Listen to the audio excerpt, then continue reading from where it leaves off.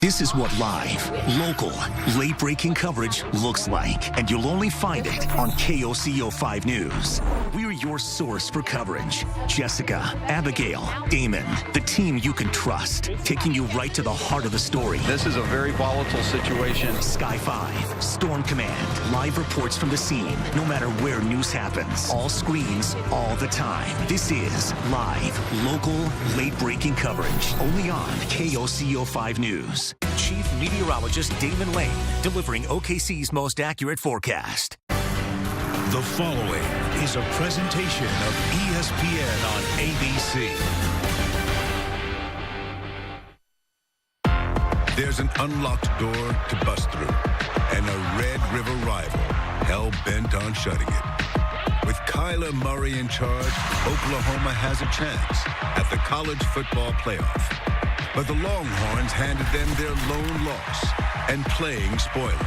How sweet would that be? One day, I'ma do it like I never did it. One day, I'ma have the courage to go out and get it. One day, do what I love and support my girl. One day, I'ma shake up the whole world. For the first time in 114 meetings, you can write this down. It's Oklahoma, Texas for the Big 12 title. Welcome, everyone, to AT&T Stadium in Arlington, Texas, and the Dr. Pepper Big 12 Championship, presented by Jared. It's a part of Dr. Pepper Championship Week. And for the first time since 1903, there's a Red River rematch. Texas beat Oklahoma in October, 20 miles away in Dallas. It's the Sooners' only loss of this season. They'll try to avenge that today while winning their fourth straight Big 12 title. Hi, everybody, and welcome. I'm Sean McDonough, along with Todd Blackledge, joined in just a moment by Holly Rowe. Delighted to have you with us for the start of a great championship Saturday of college football. Todd, this is as big a game as any in the country today. They're playing for a conference championship, obviously huge for both. But in the case of Oklahoma, now number 5 in the college football playoff rankings, the committee will make their choices this weekend. How does it look, in your opinion, for the Sooners? They've had struggles on defense, but a historic season on offense that has made them extra special. I really think if all the favorite teams win tonight, Alabama, Oklahoma, Ohio State, Oklahoma's in. All they have to do is win the game today, but that's easier said than done because this Texas team is very capable of winning again. As they demonstrated on October 6th at the State Fairgrounds in Dallas, it was one of the best games of the season in college football, the highest scoring Red River game ever. Texas won 48-45. Both quarterbacks were tremendous. They were absolutely terrific. They're both fierce competitors, too. Kyler Murray was brilliant, particularly in the fourth quarter when he almost brought his team all the way back from a 3-touchdown deficit, threw for over 300 yards, had a dazzling 67-yard touchdown run, but he had 2 costly turnovers in the game that were big plays in the ballgame. On the other side, Sam Ellinger matched play for play with Kyler Murray. He was spectacular, throwing for over 300 himself. He ran the ball 19 times. Now, not for a lot of yards, but 3 bruising red zone touchdowns. And I think for Texas to have a chance to win again today, Sam Ellinger has to do the same thing. Kyler Murray is going to do his thing. Sam has to play the same kind of game. And when we talked with Sam last night, he said he will run the ball, even though, Holly Rowe, he's been dealing with a shoulder injury here in the second half of the season. That's right. Sam Ellinger has been pretty banged up to finish this season. He suffered what he describes as an AC joint aggravation after an earlier sprain. He got the initial injury against Baylor early this season, but then he had an off week. He was able to recover. Then he dinged it up again against Iowa State, and he said he's pretty much been dealing with it every day, having to do extensive amounts of rehab. But he said because he's had 8 recovery days, he's feeling the best that he has. And as you said, Sean, we asked Tom Herman and Sam, will he have a more conservative style? He loves to seek contact, and they said absolutely not. They want to win this game, and Tom Herman told his quarterback, hey, I hope that you're holding up the MVP trophy at the end of the game with your other arm because we wore out your good one. Longhorns took the field a moment ago, 9-3 for the season, their first 9-win regular season since 2009. It's also their first appearance in the Big 12 championship game since the 2009 season. Hoping for their 4th Big 12 conference title. 3 conference championships, is second most in Big 12 history, a conference that dates back to 1996. Oklahoma has dominated the Big 12 throughout the years. They're trying for their 12th Big 12 title. The Dr. Pepper Big 12 Championship on ABC, presented by Jared, will continue after this message and a word from our ABC stations. You're watching Dr. Pepper Championship Week. From beautiful AT&T Stadium in Arlington, Texas. First time since 1923 these teams have met outside of the State Fair in Dallas, site of the annual Red River Showdown. Interestingly, Oklahoma won the toss and deferred. Lincoln Riley choosing not to put the nation's best offense out there first, so Austin Seibert kicks off, and little Jordan Humphrey takes a knee 1 yard deep into the end zone. So here comes Sam Ehlinger and the Texas offense, sophomore from Austin, Texas, has thrown for more than 2,700 yards, just 4 interceptions, 2 in the first game of the year against Maryland. Then he went a conference and school record 308 passes in a row without interception before he threw 2 last week in their regular season finale victory at Kansas. Grew up dreaming of being the Texas quarterback. This is his biggest game as a Longhorn. And he swings it out to little Jordan Humphrey, trying to weave through the traffic, and a nice tackle made by the corner, Trey Norwood. One of the things that Texas did very well in the first game was use their big receivers, little Jordan Humphrey and Colin Johnson, against these smaller corners for Oklahoma. Humphrey 6'4", Johnson is 6'6". They try the run with Trey Watson. And this Oklahoma defense, which has struggled mightily throughout the season, trying to make its point to the College Football Playoff Committee that they are national semifinal worthy. Those are the matchups you talked about, Todd. That could be a problem for Oklahoma. Yeah, the size advantage certainly favors, particularly on 50-50 type balls.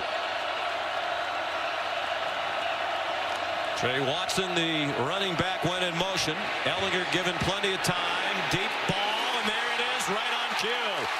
6'6" Colin Johnson winning the 50-50 ball against 5'10" Trey Brown. He's in the slot. He gives a little in-fake that really froze the defender, and then Sam throws it up for him. And that's what you do when you have that kind of a mismatch on the outside. 32-yard gain. Oklahoma has given up at least 40 points in each of its last 4 games, and they've won all 4. The first team in the history of college football to do that. Ehlinger, deep strike down the middle, and just a little bit too high for Colin Johnson, and he was open. He was wide open. Nobody covered him. If Sam throws this lower, it's a touchdown. Nobody picked up Colin Johnson in the middle of the field, and the ball was overthrown by Ehlinger. Oklahoma doing something interesting personnel-wise. They're playing with 3 linebackers on the field, trying to slow down the Texas running game. They left themselves very vulnerable to that throw. 2nd and 10, Texas. Normally, Oklahoma has played a lot of nickel defense. Ehlinger has a lot of flexibility at the line to change the play. He might have done it there, and that's another touchdown. If he's accurate, he might be a little bit too amped up. At the start of this title game, little Jordan Humphrey was open. Well, watch right here. He's confused. He blitzes late. Nobody picks up little Jordan Humphrey, and 2 plays in a row. Major breakdowns in the Oklahoma secondary, but Texas not able to capitalize on. You're right. Probably a little bit amped up. That ball just taken off on him. But boy, oh boy, 2 guys running down the middle of the defense, wide open in the first possession. 3rd down and 10. Ehlinger running out of time, on target there. Little Jordan Humphrey stumbles down, but with plenty. Enough for a first down at the 25-yard line of Oklahoma. Such a big body. I mean, little Jordan Humphrey is 6'4", 225 pounds. He's working on Norwood, and he just keeps him away from the football. Does a great job of shielding the defender from the ball and then gaining a couple extra yards after the catch, which he specializes in.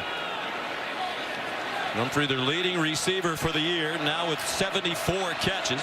He caught 9 for 138 in their regular season classic win against OU. Trey Watson up the middle for 9. Curtis Bolton made the tackle, second leading tackler for the Sooners. Watch the block by the H-back right here. Andrew Beck does a nice job of sealing the outside on that inside run. And a nice job picking the spot by Trey Watson. And on 2nd and 2, Watson yanked down again by Bolton, fifth-year senior. Had an interesting career, mostly a special teams player prior to this year. All of his career starts have come this season, and he's one of the best defensive players on their team. Very active. They move him around in a lot of spots. And again, this whole first possession now, Oklahoma playing primarily with Bolton, Caleb Kelly, and Kenneth Murray, all three linebackers on the field at the same time. They're not playing with a nickelback. There's Ruffin McNeil, the defensive coordinator here the last 6 games. Took over for Mike Stoops, who was fired after the loss to Texas. Ellinger not reluctant to run, and he takes it into the end zone. Touchdown, Texas.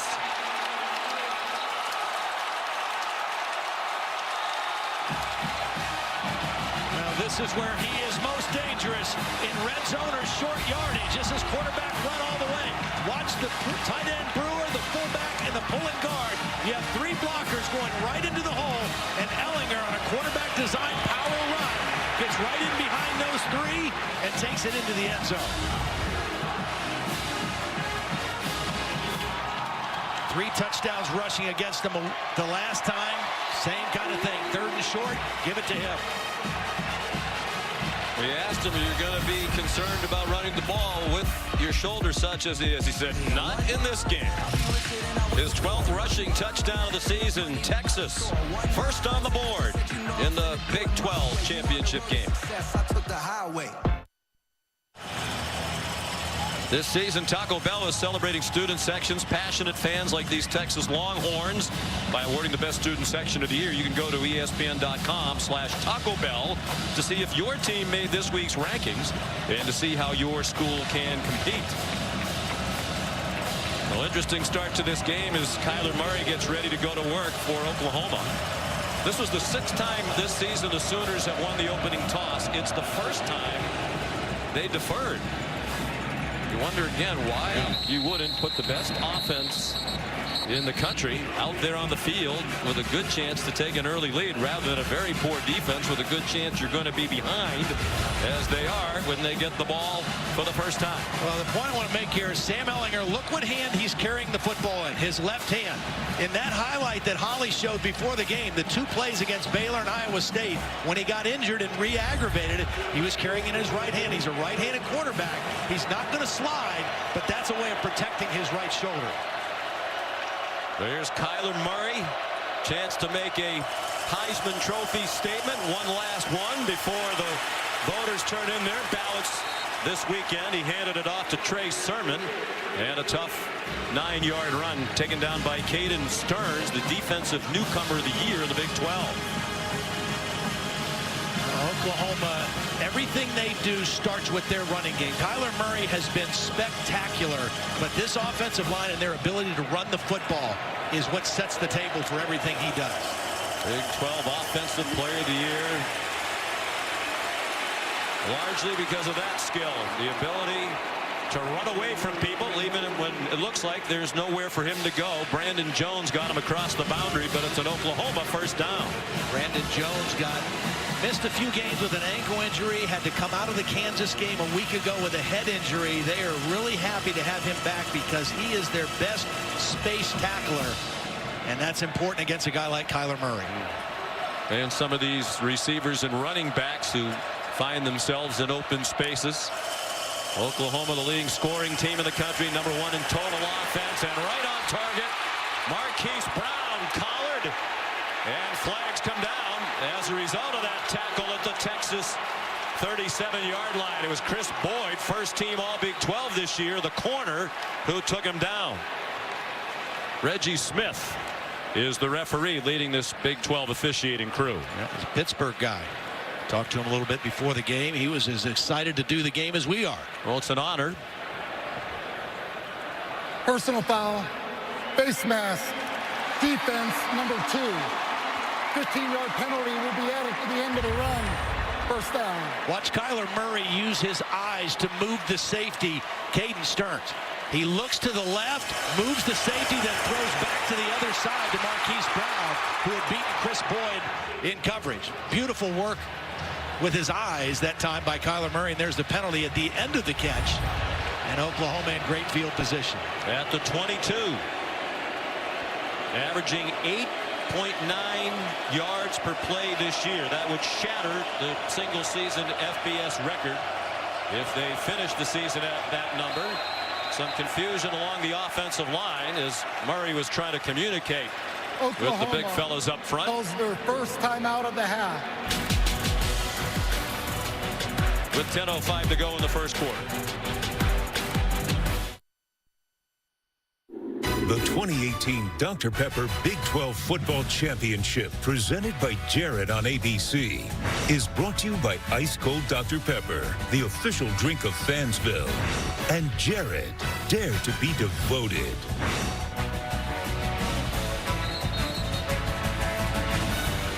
Inside AT&T Stadium, Oklahoma trying to win its 4th straight Big 12 title. They haven't won 4 conference championships in a row since the mid-'80s under Barry Switzer. Last Power 5 conference school to win 4 conference titles in a row, the Florida Gators in the mid-'90s in the SEC. Texas leading 7-0, but Oklahoma on the move, 1st and 10 at the Texas 22. Murray nowhere to go. It's a loss of a yard as Texas's leading tackler for the year, Gary Johnson, made the stop. And you see the speed of Gary Johnson. That's going to be important in this game. Here he is right here, but watch how quickly he gets the proper angle and the proper leverage on Kyler Murray. He also has help on the outside by Devontae Davis, the corner, who is in good position as well. 2nd and 11. Trey Sermon, the running back, has been bothered by a left foot and ankle injury in recent weeks. Had just 5 carries in their rousing win at West Virginia a week ago last night. He gets the call. Looking for a hole behind the terrific offensive line. He gets inside the 20. Jeffrey McCulloch made the tackle. One thing I've learned in the last 3 weeks of being in the Big 12 is you got to get critical stops if you're a defense. This is an opportunity for a critical stop for Texas in the red zone on 3rd down. The play fake by Kyler Murray. Lots of time to the end zone and broken up and intercepted. Deflected by Brandon Jones into the hands of Caden Stearns. There is a flag down. Well, that was a beautiful play by Brandon Jones. I don't know what the flag is. The receiver actually ran into Caden Stearns after the incompletion. But Brandon Jones, who we mentioned they're so happy to have back, did a great job of closing with speed on that route by CeeDee Lamb and knocked the ball away. Prior to the pass, personal foul, face mask, defense, number 2. That will be enforced half the distance to the goal from the previous spot. An automatic first down. Wow. Another critical penalty on this drive by the same guy, Chris Boyd. For the same thing. Yeah. Both face mask calls against Chris Boyd, senior from Gilmer, Texas, and first-team all-conference players, we said a moment ago. He's working on the other side of the field, working on Marquise Brown.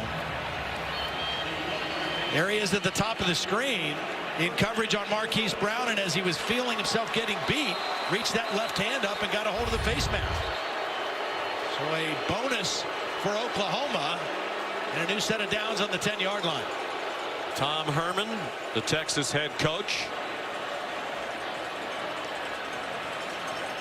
Ongoing conversation among the officials. The result of the previous play was an interception. The previous play is under further review.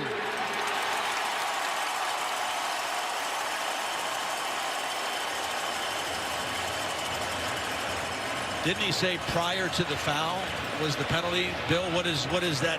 How does that shake out? If the penalty occurred prior to the interception, which apparently it did, then the offense gets to keep the ball half the distance to the goal with the automatic first down.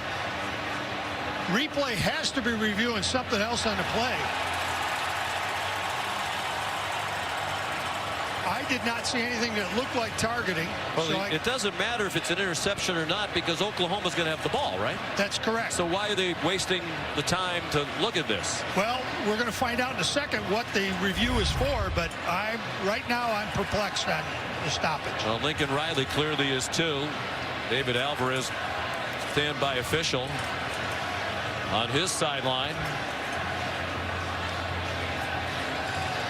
I'm perplexed, and it sounds like our rules expert Bill Lamagna is too, at least for the moment. Well, After further review, the ruling on the field stands. It's first down.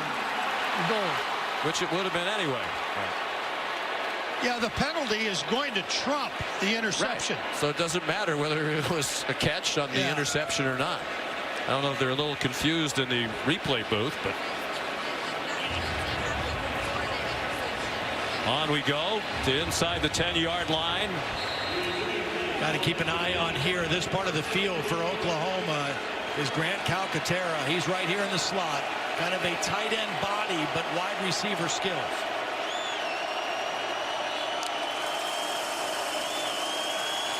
Murray, after the fake to Sermon, directing traffic, fires too high, looking for Grant Calcaterra along the back line to the end zone. That was good coverage downfield by Texas. Kyler Murray wasn't able to go anywhere quickly with the football and was trying to get the ball late to Calcaterra. Good coverage on first down. As you said, Todd, so hard to get stops against Oklahoma. They got one. Yeah. And the penalty has given them 4 more downs. And usually when you give this man and his talented cast around him that many opportunities, they will cash in. Sermon stays on his feet and lunges for the goal line. They're going to mark him down just short. It looked like he would be stopped well short of the goal line. He kept breaking tackles and twisting his way to the goal line. Now this is their bread and butter play, the counter trap. They pull the backside guard and tackle. Cody Ford, the right tackle, with a huge block. There's the knee down before the ball gets to the plane.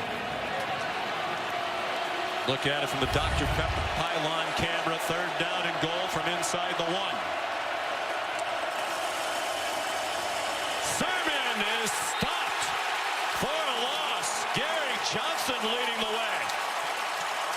Gary Johnson read this so quickly. Watch him read and react. Here he is. He's going to shoot this gap right here and meet Sermon behind the line of scrimmage. Anthony Wheeler there as well. That is a critical stop after a critical mistake by Texas. Austin Seibert's had another great year. The Big 12 Special Teams Player of the Year. Field goal kicker, kickoff man, and punter. And that one is up and good from 20 yards. But anytime you can make Oklahoma settle for a field goal the way their offense has been this year, you have to be thrilled. This is just the start of Championship Saturday. It rolls along all day at 3:30 Eastern Time. Memphis and number 8 UCF for the American title. And then at 8, number 2 Clemson, trying to cement its spot in the college football playoff, taking on Pittsburgh in the ACC championship game. Both of those championship games right here on ABC and, of course, on the ESPN app. And here's a look at the college football playoff rankings brought to you by AT&T. Certainly Ohio State. Even those UCF fans holding out some hope that they might move up into the top 4. A lot of folks around the country cheering against Oklahoma today to open up a path to get ahead of the Sooners. Well, the most interesting thing will be if Georgia would happen to upset Alabama. And Georgia playing their best football of the season right now. That would really make things interesting over the weekend. Would both SEC teams then get in? There'd be no room for Oklahoma or Ohio State. A touchback off the foot of Seibert. So here comes Sam Ehlinger again. curious to see what Oklahoma does defensively this possession. That first possession, they played more of a base defense with 4 defensive linemen and 3 linebackers, anticipating Texas running the football. Texas countered by throwing against that defense. Ellinger was 3 for 5 on that drive for 48 yards, and the 2 incompletions were wide open receivers he airmailed. He carried for the 16-yard touchdown, moving along the right side of the offensive line. Elijah Rodriguez, the right guard, a bit too eager. Ball start. Offense, number 72. 5-yard penalty. It's first down. Second season for Tom Herman, 7-6 a year ago. He spoke last night about the benefit for everybody being in the second year together. Same system on each side of the ball. The continuity has helped, particularly Ellinger, who's on target. A little Jordan Humphrey. He went spinning to the 26. It'll be second down and 9.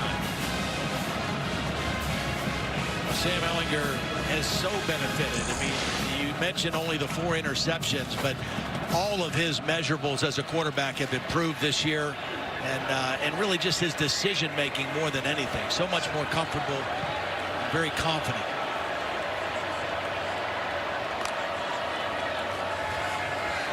Seven minutes to go in the quarter. Ellinger on target, first down. Devin Duvernay, tackled by Kenneth Murray, Oklahoma's leading tackle man for the year. Beautiful protection. Watch the time that Sam has to just stay in there comfortably, survey the field. Duvernay, kind of the forgotten guy, the slot receiver, but the fastest of this Texas receiving corps. State champ in the 100 meters here in Texas in high school. He ran a 10.27 100 meters. Pass. It was a lateral and a throw by Keontae Ingram, and Colin Johnson was well covered by Trey Norwood. Good discipline by the Sooner defense that time. Norwood in good position. They had 2 eligible receivers. They were both covered. My question would be, when you're getting yardage the conventional way on just about every play, why do you need to go into the bag of tricks right now? Sometimes you outcoach yourself, you know. Tim Beck, offensive coordinator.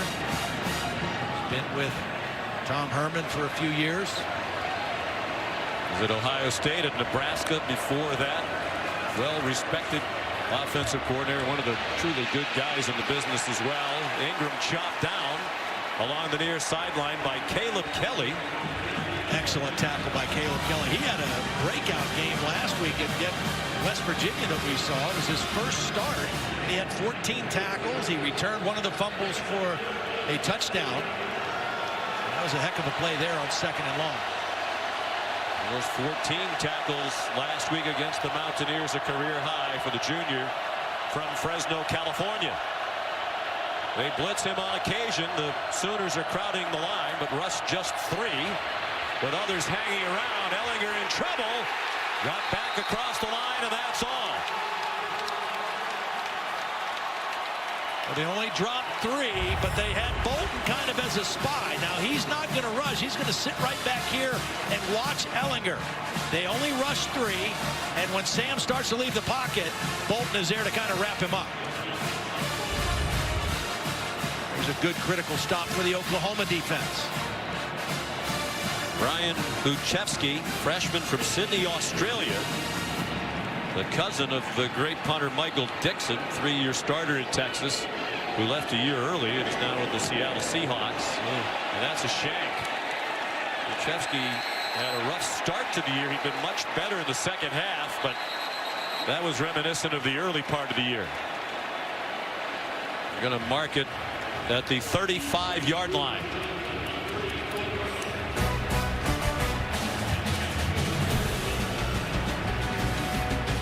23-yard punt.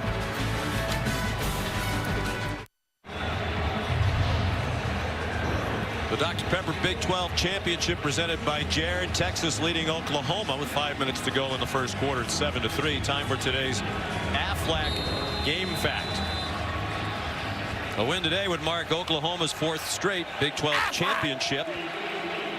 The last Power 5 program to win 4 straight conference titles. Florida 93-96. Kyler Murray out throwing to the speedy Marquise Brown. And he's ahead of the 41, a gain of 6.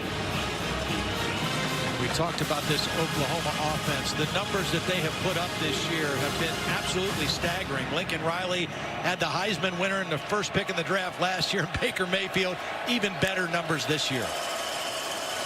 Historically good numbers. Murray deep for single coverage, and it's incomplete. Marquise Brown got his hands on it. Caden Stearns, the freshman safety, had the coverage. Looked like he had his hands on Brown for a bit, but no flags and a long incompletion. Yeah, I think Caden Stearns got away with it there. Tugged on the back of the jersey a little bit. Marquise Brown ran by the freshman safety, and right there, I didn't get much of the jersey. Beautiful throw, though, nonetheless, by Kyler Murray. And they will threaten you deep if you leave single coverage, particularly a safety guarding a wide receiver like Marquise Brown. So here's 3rd down and 4, and the Sooners spread the field. Wow, another timeout. Lincoln Riley, a little confusion on this 3rd down play. Calls their 2nd timeout of the half. Lincoln Riley is the play caller for the Sooners.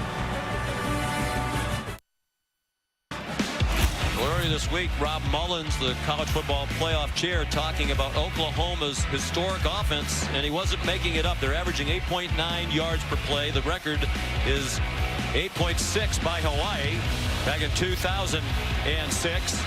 300 yards rushing and passing in a game 5 times this season. They've done that 6 times in the history of the program prior to this year. Murray on 3rd down and 4 connects with Miles Tees for a first down to the 50-yard line. They're the only team in the country, Todd, with more than 30 rushing touchdowns and passing touchdowns, and they nearly have 40 of each, and 8 straight games with 45 points is also the FBS record. Yeah, it's been unbelievable, and Kyler Murray's ability to run has just taken them to a different level this year.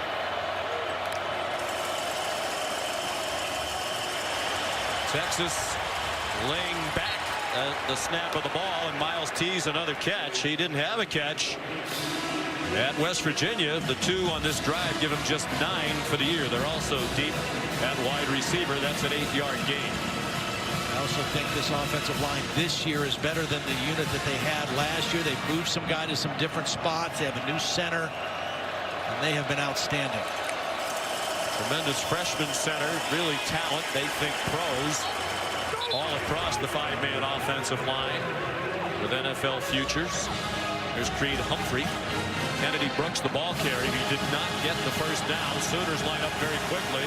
Longhorns sunk 1 man into the line very quickly. And Kennedy Brooks. Did he get enough? It looks like he got to the 40-yard line before he was driven back by Gary Johnson, among others, and it's an Oklahoma first down. Great opportunity right here now after the conversion for a play-action deep shot. See if they get the look that they want. They do some really unique things with their play action because they run that counter trap so effectively. That single coverage with Marquise Brown right now at the top of the screen. And Murray might be changing the play again. He sends Miles Tees back to the left. Play clock at 3. And to fake to Kennedy Brooks. And a deep throw. Single coverage. Boyd with contact again. That's going to be his 3rd penalty of the opening quarter as he tried to run with Marquise Brown. Well, there is nothing that Chris Boyd could do on this one. The first 2 penalties, he made the mistake. This ball was a little bit underthrown. Pass interference, defense, number 2. That's a 15-yard penalty from the previous spot. Automatic first down. As Marquise Brown slowed down, Chris Boyd just couldn't put the brakes on and ran into him. It's the right call, but really unavoidable for Chris Boyd. But they went after him. Kyler Murray changed the play at the line of scrimmage when he saw that single coverage outside. And you're lucky if you catch Marquise Brown when he slows down. He doesn't slow down very often.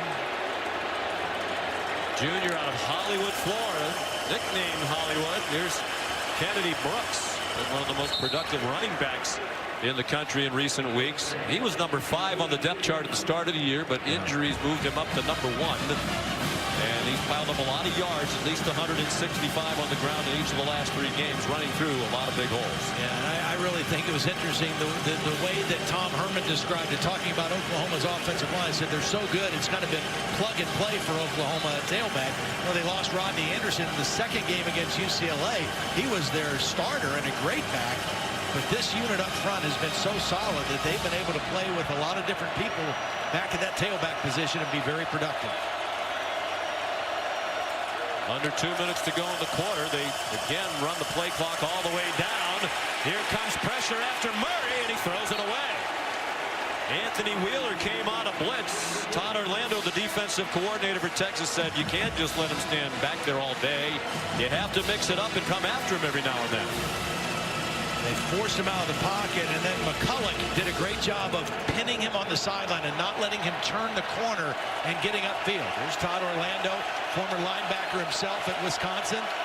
He came sprinting onto the field before the game. I mean, I had to get out of his way. He was sprinting hard. He had his game face on well before this one kicked off. He had it on last night in our meetings. 3rd down and 7 and a Texas timeout. Texas calls their first timeout of the half. 30 seconds.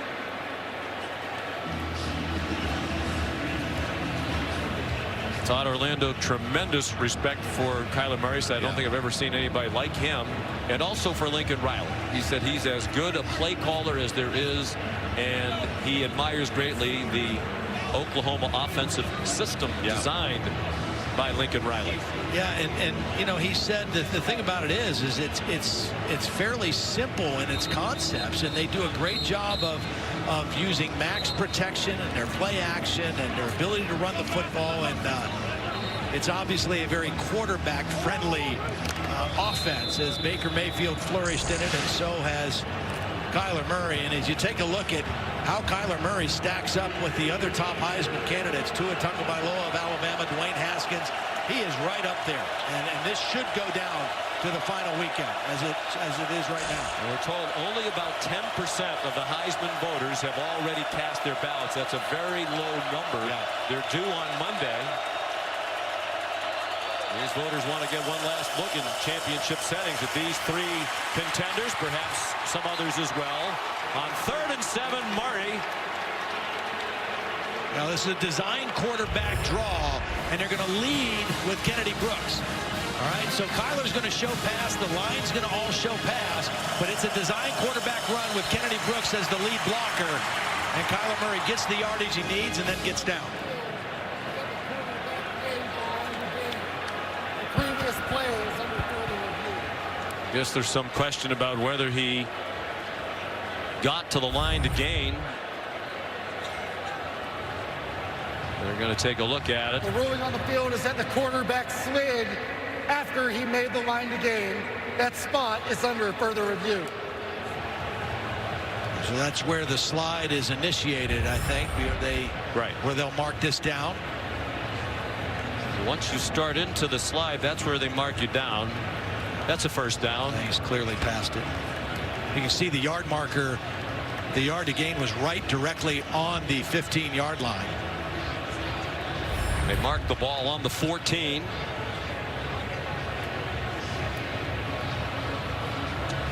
Ordinarily, the Big 12 has a command center for officiating. We saw that last week. We're in Morgantown, but that operation is here in the stadium today based on the proximity.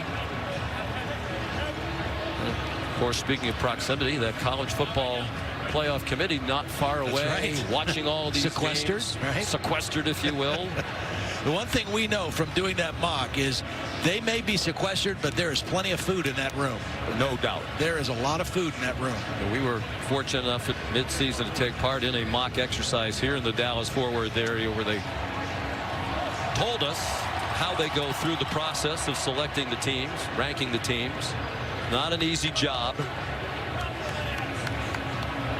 We talked about the Heisman backdrop. You're a Heisman voter. Yeah. Holly's a Heisman voter. I feel very privileged to have a Heisman vote as well. None of us have voted. After further review, the ruling on the field stands as called. First down.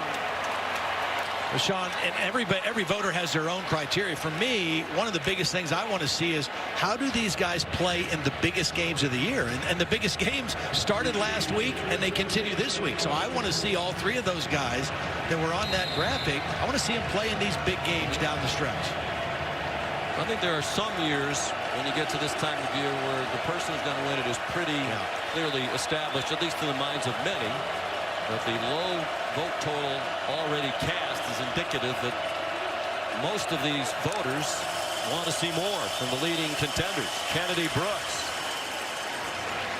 Well, we are approaching the end of the first quarter, and Oklahoma only has 86 yards of offense. And so if you could have told Todd Orlando in the first quarter you're going to hold them to 86 yards and only 3 points, you would have taken that in a heartbeat, because nobody has slowed down this Oklahoma offense, and Texas is holding their own right now.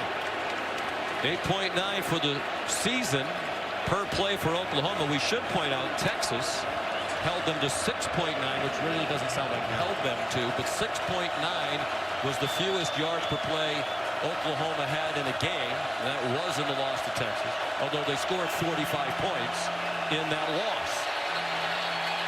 They had to use their last timeout because Kyler Murray let the play clock run down. Lincoln Riley is livid. He's used all 3 timeouts in the first quarter. 30 seconds. You know, the last time he used the timeout, he thought the officials did not reset the play clock. This time he's upset with his quarterback because that's something that Kyler Murray has to take control of on the field. They have used all 3 timeouts in the first 15 minutes of play. Let's send you down to the field. Here's Holly Rowe. Well, guys, of course, Oklahoma was in this Big 12 championship game last year, but Kyler Murray is new to this stage. He's performed well on a big stage all year, but when I talked to Lincoln Riley of Oklahoma before the game, he said, you know, the words I've said to Kyler are be yourself. You can't try to do too much. You know, there's been back and forth shots across the bow all week with he and Ellinger and this Texas team, so he wants him to settle down and be himself, but we're seeing them just not be on the same page right now, just not getting the play calls in, confusion at the line. They've got to settle down and be himself because he's been pretty good. Well, he's used to playing in big games. Kyler Murray in this stadium, been well chronicled. He was 43-0 as a high school quarterback in Allen, Texas, nearby. Won 3 straight titles. All those championship games were here. Will they extend their streak of touchdowns in the first quarter? Doesn't look like it.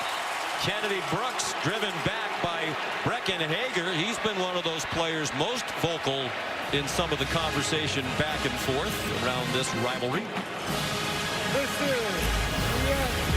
But he was made to apologize for making the comment that Oklahoma, in a sense, wasn't very good.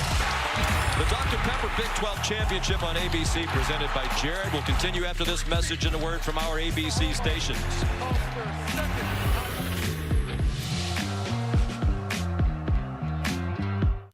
What are you guys doing outside? The game's on, and there's Bud Light inside.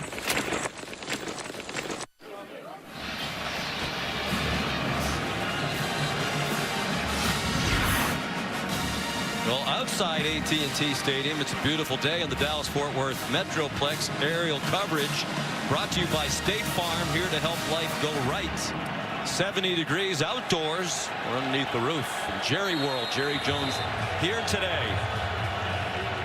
After a big win for his Cowboys here 2 nights ago. Their 4th straight win as they shut down the New Orleans Saints. 3rd down and 6. Texas showing blitz. Leading 7-3 the first play of the second quarter. It is a Texas blitz. Murray lofts one up, and it's incomplete. Marquise Brown ran under it, tried to make an over-the-shoulder catch, and Chris Boyd, who had a very rough first quarter with 3 penalties, had good coverage there. Well, that's why you have to have short-term memory. If you're a corner, you got to keep fighting. And he does a great job of knocking that ball out late. This is a beautiful throw by Murray. It's a catch until the very end, and Chris Boyd does a great job of staying with the play and ripping that ball out. Good view of it from the Dr. Pepper pylon camera. So here's Seibert again. Already connected from short range, and this one's from 27. And smiles on the defenders' faces on the Texas side as they can force field goal attempts all day long. Yeah. They could be in line for the biggest win that this group of Texas players has had in a conference title game for the first time since 2009. The best thing they're doing right now is they are stopping the Oklahoma run game. Oklahoma has 40 yards on 12 carries. That's a little over 3 yards a carry coming into the game. Best in the nation, averaging 7 yards every time they run the football. So slowing down that Oklahoma run here early in the game has been the big key or the recipe for Texas's success on defense so far. We mentioned their first appearance in the title game since 2009. We should point out there was no Big 12 championship game from 2011 through 2016. They brought it back a year ago, won by Oklahoma. It started back in 1996. Texas has won 3 of them. Touchback kicked by Austin Seibert. Well, we won't have to wait long to find out who's in tomorrow. The exclusive reveal of the college football playoff semifinal matchups. They'll be in the Capital One Orange Bowl and the Goodyear Cotton Bowl to be played on Saturday, December 29th. The Cotton Bowl Classic will be here. Reese and the guys will unveil the final top 25, but everybody wants to know about the top 4. And is Oklahoma better than Ohio State? One of the big debates. Yeah, I think their strength of schedule is a little bit better. I think it comes down to also Ohio State maybe had a better win.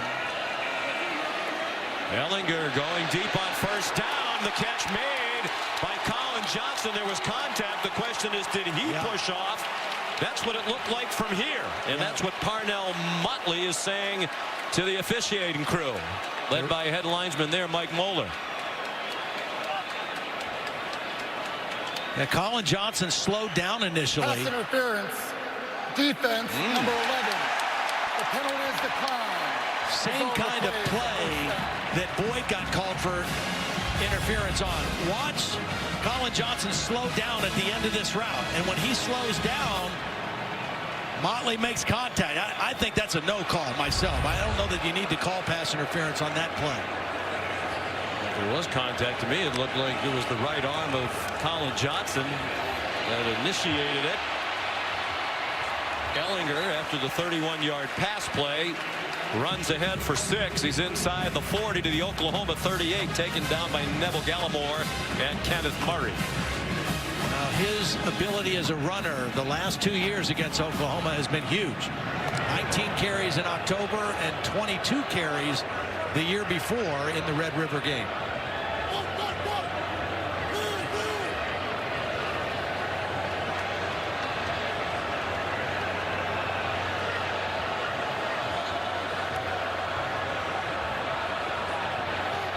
Lots of maneuvering around the line of scrimmage on both sides. The play clock at 2. Ellinger, plenty of time, single coverage. Johnson with Parnell Motley riding him the whole way. Nice coverage by Motley. One of the things, the reason that Motley is playing a lot right now, they're making a little change in their coverage. They're using Trey Norwood, number 13, was normally a starting corner, and Motley was the 3rd corner. Motley's a little bit bigger at 6 foot, 177 pounds, and Trey Norwood is playing more safety with Motley at the corner. 3rd down and 4, and Oklahoma blitz, and an incomplete pass. Big hit delivered by Trey Brown to knock it out of the hands of Trey Watson. Really nice play by Trey Brown. He was in perfect position. They're trying to get a little rub play and get the back out clean, but it wasn't man-to-man coverage. So that's why Trey Brown was able to stay in his position and make the play. Well, Tom Herman told us last night we're going to have to outscore Oklahoma. It's not likely to be a low-scoring game. So at least for the moment, he's going for it on 4th down and 4 at the 38-yard line, leading 7-6 early in the 2nd quarter with 4 wide receivers. Ellinger, first down and more. Colin Johnson able to turn after the catch and make his way down to the 13-yard line, a gain of 24. This is poorly played by Motley. Watch Motley just take a bad angle after the catch. He runs underneath the route, and that enables Colin Johnson to add about 12 more yards to this short completion.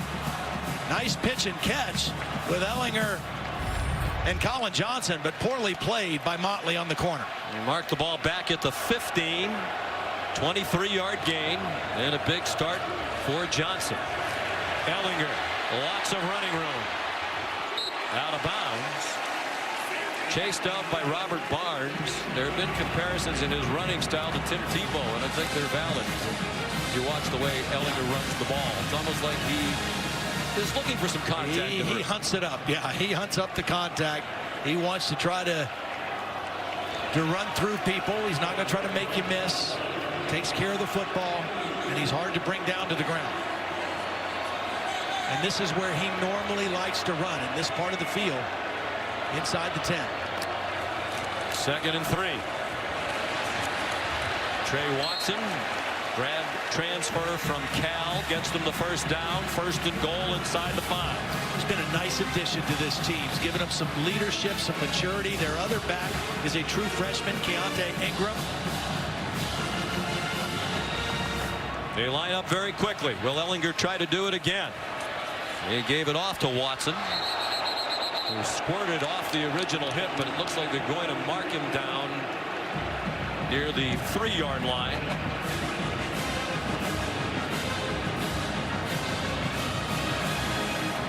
Unaccustomed position for Oklahoma.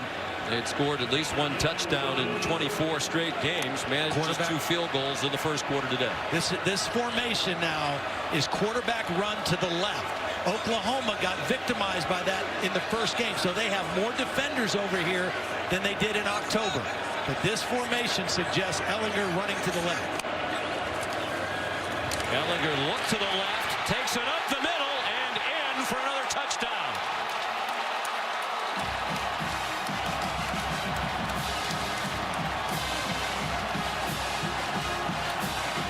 What a brilliant counter move by Tim Beck. Instead of running left, let's run counter, quarterback counter to the right. They've got a weakness there, and Ellinger with another touchdown run for the Longhorns. Beautiful counter to the adjustment Oklahoma's defense made. Sam Ellinger told us last night the game against Oklahoma in October was the best game he's played as the quarterback at Texas. He was quick to praise those around him for giving him the opportunity. Praise for the offensive line here.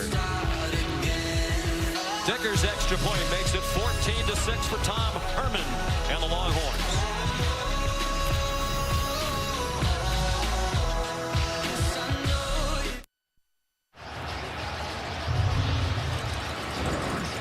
Tim Beck, the offensive coordinator for Texas, told us last night Sam Ellinger believes he was born and put on this earth to be the quarterback at the University of Texas. It's clear that he cherishes this opportunity to play this position in this program, and he's playing it exceedingly well. And we asked him about his shoulder. Are you concerned? He said, not in this game.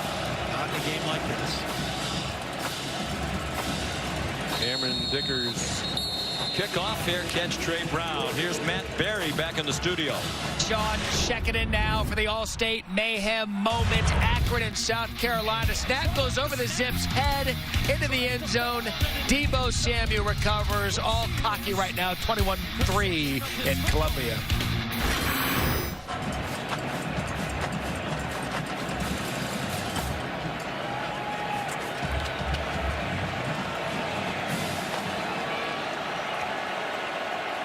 Just 2 field goals for Oklahoma. I believe I said they were both in the first quarter. 1 in each quarter so far for the Sooners.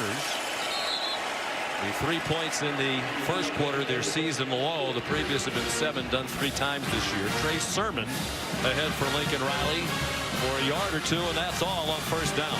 Well, I really think Lincoln's going to have to start airing it out a little bit. Texas is really getting a lot of bodies around the running game, doing a great job of negating any decent runs here early in the ball game.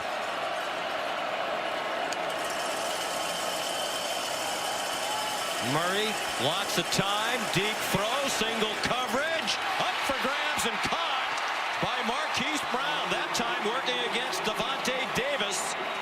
A 46-yard gain for Oklahoma. This is kind of quarters coverage, so it ends up being single coverage outside.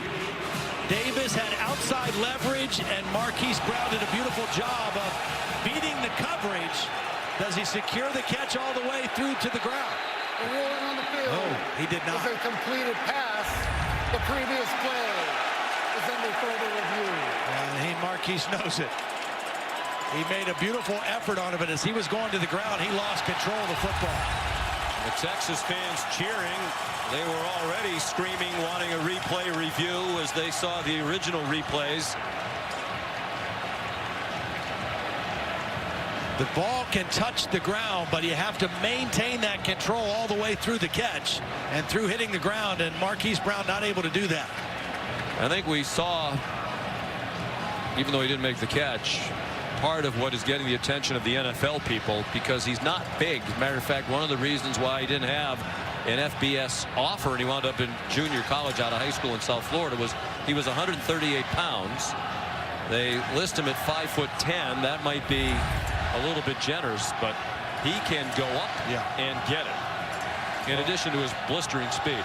9 catches for 131 yards and 2 touchdowns when these teams met in October. And we saw him put on a show last week in Morgantown. He's been a little bit banged up midway through the year, but he has come back healthy now, and he is just always a threat vertically to your defense.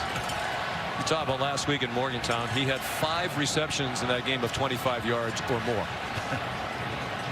At 243 yards receiving for the game, second highest in a game in Oklahoma history. It looked like they had a big one there. Of course, Marquise Brown was trying to break his own record in receiving yardage in a game. After further review, the pass hit the ground. It's incomplete. It'll be 3rd down and 9 from the 26-yard line. The clock will start on the snap. Will the clock operator please reset to 10 minutes, 45 seconds. 10:45 on the clock, please. Again, what Texas has been able to do so far in this game is do a nice job against the run and not give up those kind of plays, those big plays over the top of the defense. There have been none of them for Oklahoma, and another 3rd down and long situation right now for the Sooners. Averaging nearly 9 yards per play for the season. They're averaging 4 yards per play to this point. But a long way to go. And an Oklahoma offense so explosive, as we saw in the regular season meeting when they rallied from 21 down to tie against the Horns. Marquise Brown got blasted as he approached the line to make by Devontae Davis. And they're going to mark him a yard short. If Davis doesn't make this kind of a hit, Marquise Brown's going to turn this upfield and score. Or, I mean, at least get the 1st down. But Davis hits him right before he gets to the marker. And he hit him high, which did not enable Marquise Brown to get any further. DJ Locke, the senior, slowed him up. And Davis finished him off. And it's a punt for Seibert, who punted only once in their win in West Virginia last Friday night. Not a great kick. Little Jordan Humphrey backfielding punts for the first time this year. For that reason, Tom Herman said, I'm getting tired of watching punts bounce around on the ground. The 2018 Dr. Pepper Big 12 Football Championship, presented by Jared on ABC, is brought to you by Ice Cold Dr. Pepper, the official drink of Fansville. Pacific Life. Experience the power of Pacific. And Chevrolet. Chevy has earned J.D. Power Dependability Awards across cars, trucks, and SUVs. Texas's last Big 12 title, 2009. The last time they were in the title game, they beat Nebraska. Colt McCoy, the quarterback, and Mack Brown, the coach. One of his 158 wins as Texas coach. Only Darrell Royal with more. 244 all-time for Mack. Many of them at North Carolina. And we congratulate our dear friend and colleague as he returns to coaching as the head coach once again of the Tar Heels. Ellinger on target. Nice move by Colin Johnson after the catch. And We appreciate what Mac did for us. Yes. It's college football's game, though, to have him back on the sideline. Absolutely. And I'm looking forward to seeing him going up to the College Football Hall of Fame dinner on Tuesday night in New York. Looking forward to seeing Mac and sharing in that night with him. He's going into the Hall of Fame. I guess it's pretty good when you're athletic director. You can say we're hiring literally a Hall of Fame coach. Vince Young among the Longhorn royalty. His quarterback on the national championship team in 2005, Matt Brown. No gain on first down here for the Longhorns, leading 14-6. They have shut down the nation's #1 offense. Nearly doubled them up in yardage. Sam Ehlinger, 9 out of 13. Pulls it down running. He has run for both of the touchdowns in this game. Not a lot there, about 3. Pursued across the boundary by Trey Brown. You know, Sean, it's interesting to me as you take a look at Kyler Murray. Murray looks a little frustrated on the bench, but to me, the reason Texas is returning, I think, to being a contender again is because they finally are getting some stable quarterback play again. Sam Ehlinger, his stats this year, he's doing things that haven't been done since Colt McCoy and Vince Young were the quarterback, and that was a long stretch with poor quarterback play. Lots of turnover in coaching staffs as well. Ehlinger sacked. Amani Bledsoe there for Oklahoma. Just his 2nd sack of the season. Really nice play by Bledsoe. Working on Cosme. They really like this right tackle, but Bledsoe just overpowers him. Just kind of gets him backpedaling a little bit, gets by him. Man is also there on the other side, and they forced a punt. So a nice stop by the Oklahoma defense when they needed it. So here's Buchevsky. His first punt was a shank. CeeDee Lamb, dangerous return man back deep. Wow, they were close on that one. Lamb with a flag down. Lamb, nifty run back, excellent footwork as he made it to the 43. Well, there is a flag down, far sideline along the line of scrimmage. And we talk about the Oklahoma offense, but one of the great areas of improvement of this Sooner team this year has been in their return game and the special teams. Seibert obviously has been great, special teams player of the year, but their return game has really stepped up. It's against Oklahoma. Offside. Defense, number 11, lined up in the neutral zone. Correction, moved into the neutral zone. 5-yard penalty from the previous spot. Replay, 4th down. Parnell Motley moved into the neutral zone. This is him right here out on the gunner. They put a lot of pressure on the punt, but he stepped into the neutral zone, and that drew the flag. See if they go after the punt again. To your point, last year, Oklahoma was 97th in the country in punt return average, 5.6.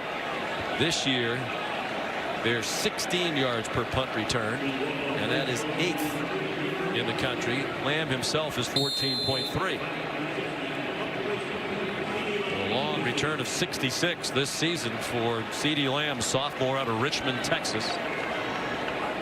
Oklahoma with 2 block kicks returned for touchdowns this year already, too. Another so-so effort by Buchevsky, but the coverage is excellent this time by Josh Thompson, their leading special teams tackler for the year. There is another flag down. This one is at the Oklahoma 45-yard line.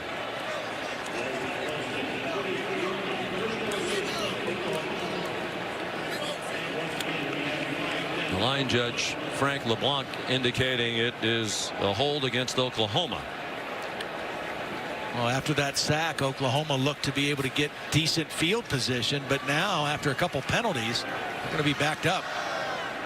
During the kick, holding receiving team number 87. That will be enforced 10 yards from the end of the kick. 1st down. Miles Tees called for the hold. Take a look as they're going on the right side. I think right there. They're holding P.J. Locke, number 11. There it is, the takedown, and And again, what started out looking like Oklahoma would have really good field position, now they're backed up inside the 15. Give the Texas defense credit, well coached, and they're executing very well as well. They've held Oklahoma to 96 yards of offense. And we're midway through the second quarter. Murray has a man open. C.D. Lamb. Caden Stearns finally got him out of bounds, but a big play for OU to the 41-yard line of Texas. Watch C.D. Lamb at the top of your screen on the right side. He's going to fake like he's getting a quick throw, and then he runs by the freshman safety, Caden Stearns. He kind of set him up, and Kyler Murray led him perfectly for the big play. So concerned as a defender that Murray is going to turn the corner and run it. Trey Sermon did well to stay on his feet for a moment, and he got driven back after a 5-yard gain. And the Texas defense saw that in the regular season meeting. Murray, as Todd Orlando said, ran by our entire defense on a 67-yard touchdown run. They know how fast he is. 3-man rush. Now they send a fourth after him, and that pays off. Anthony Wheeler again for the Longhorns. Yeah, watch Anthony Wheeler, the work he does on this play. Now here he is. He's not rushing the quarterback, but he's got eyes on the quarterback. So he's just trying to stay in a position to mirror with Murray and takes a beautiful angle to the sideline and forces him out after a short gain. That is not easy to do, because if you take at all a bad angle, Kyler Murray's going to turn the corner on him. Senior from Dallas, Anthony Wheeler, their second leading tackler for the year, one of their 5-team captains. Under 6.5 to go till halftime. 3rd down and 8. Probably 4-down territory if they need it. We'll see, because there's Carson Meyer. Taken down by Gary Johnson, 1.5 yards short of the first down. They are in long field goal range, but Lincoln Riley is calling a play. Nice job by Meyer, just kind of finding a soft spot in that zone defense and bringing up the 4th down play. You want the ball in number 1's hands here on this kind of a yardage situation. Give him a run pass option on 4th and short. Trey Sermon and Kennedy Brooks, the running back on either hip. It's Brooks on Murray's right. And it's Sermon. A first down and much more as he slid through inside the 28-yard line. I actually think they got away with a little movement right here early by Cody Ford before the snap. Got away with it, no flag. Nice lead block by Kennedy Brooks, and a first down for Oklahoma.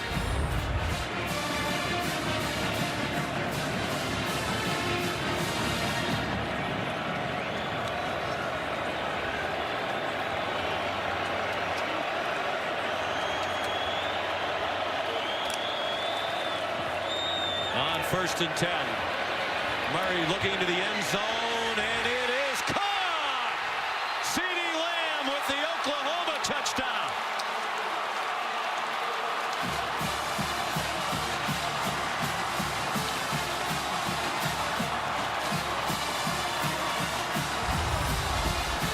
C.D. Lamb's in the slot. He's running the deep post. Kyler Murray looking right first. Then he comes back. He's got single coverage, and he runs by Brandon Jones, the safety. Caden Stearns, the other safety, not there to help. Beautiful read by Kyler Murray, and laid that ball out perfectly for Lamb. Ruling on the 28 yards. No question about possession. Clean catch by C.D. Lamb, his 10th receiving touchdown of the season. His 17th in just 27 career games for Oklahoma. Seibert, the extra point. 5:01 to go till halftime. The Red River rematch shaping up as another classic. Every day, I work hard every day,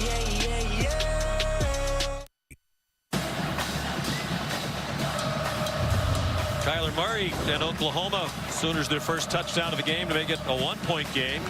5:01 away from the Capital One halftime report. Kevin Nagandi, Jonathan Vilma, and Jim Mora. Big shoes to fill for Coach Mora, stepping in for Mack Brown.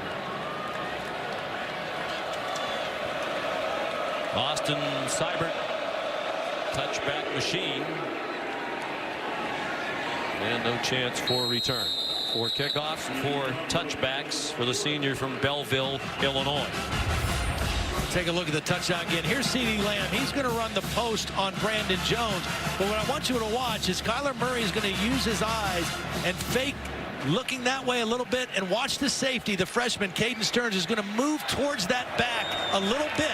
And as soon as he did that, he was not able to get back and help on the deep throw to CeeDee Lamb. Just that little bit of movement by Kyler Murray with the eyes, moved the safety, and opened up that deep throw to CeeDee Lamb. Sam Ehlinger. And the Longhorns now with a 1-point lead. Trey Watson, the running back, and whistles stop the play for a flag. I don't think they got the play off. Delay of game. Offense. And that is 5-yard penalty. That's the ultimate mental error. You come off the sideline to start a new possession, and you don't get a play snapped before the play clock. That's 100% on the quarterback, and you just can't afford those negative kind of plays like that in a game like this.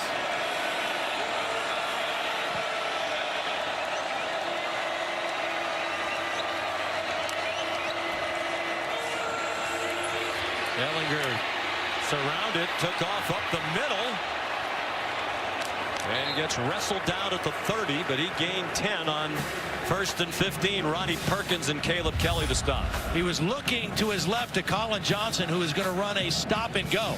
It's not there, and then he had to make a quick decision to run. Picked up a nice block by Trey Watson, and then you just see the strength. I mean, he's just a difficult guy to bring down when he gets going north and south.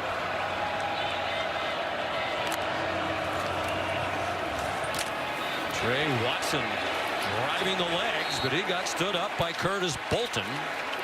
What a nice tackle by Bolton. I mean, he met. This is absolute picture perfect tackling. Meet the guy in the hole, face up, wrap him up. Your old partner Chris Spielman would have loved that play right there. That is vintage linebacker tackling. Meet him up high, wrap him up, take him to the ground. Here's Ehlinger.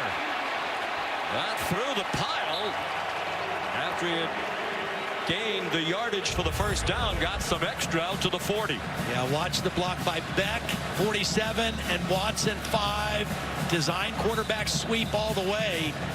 And Ehlinger, again, just shows his power. Took a late shot at the end of that play by Trey Norwood. And out of the game, Kenneth Murray, their leading tackler. Struggled on that play, didn't get Ehlinger down. Deshaun White takes his place. Number 23, a true freshman. Beck is wide open. Andrew Beck, he delivers a little bit of a blow into Parnell Motley at the end of the play to the Oklahoma 40, a pickup of 20. Well, watch Beck. He's going to show like he's blocking on a wide receiver screen, and then he just takes off into that voided area. Nice design play by Tim Beck and Tom Herman. And Andrew Beck with the big catch. And Tim Beck, the coordinator, no relation, said Andrew Beck is a huge reason why their offense is so much better this year. They really didn't have a tight end a year ago. They use Andrew Beck in a variety of ways. Well, we've seen him on the end of the line. We've seen him flexed out like he was that play in an H-back here. Ooh, Bolton again. He lost his helmet as he renewed his acquaintance with Trey Watson. Look at this collision in the hole again. Reads it quickly. Both linebackers coming on the inside pressure and nobody there to block Bolton.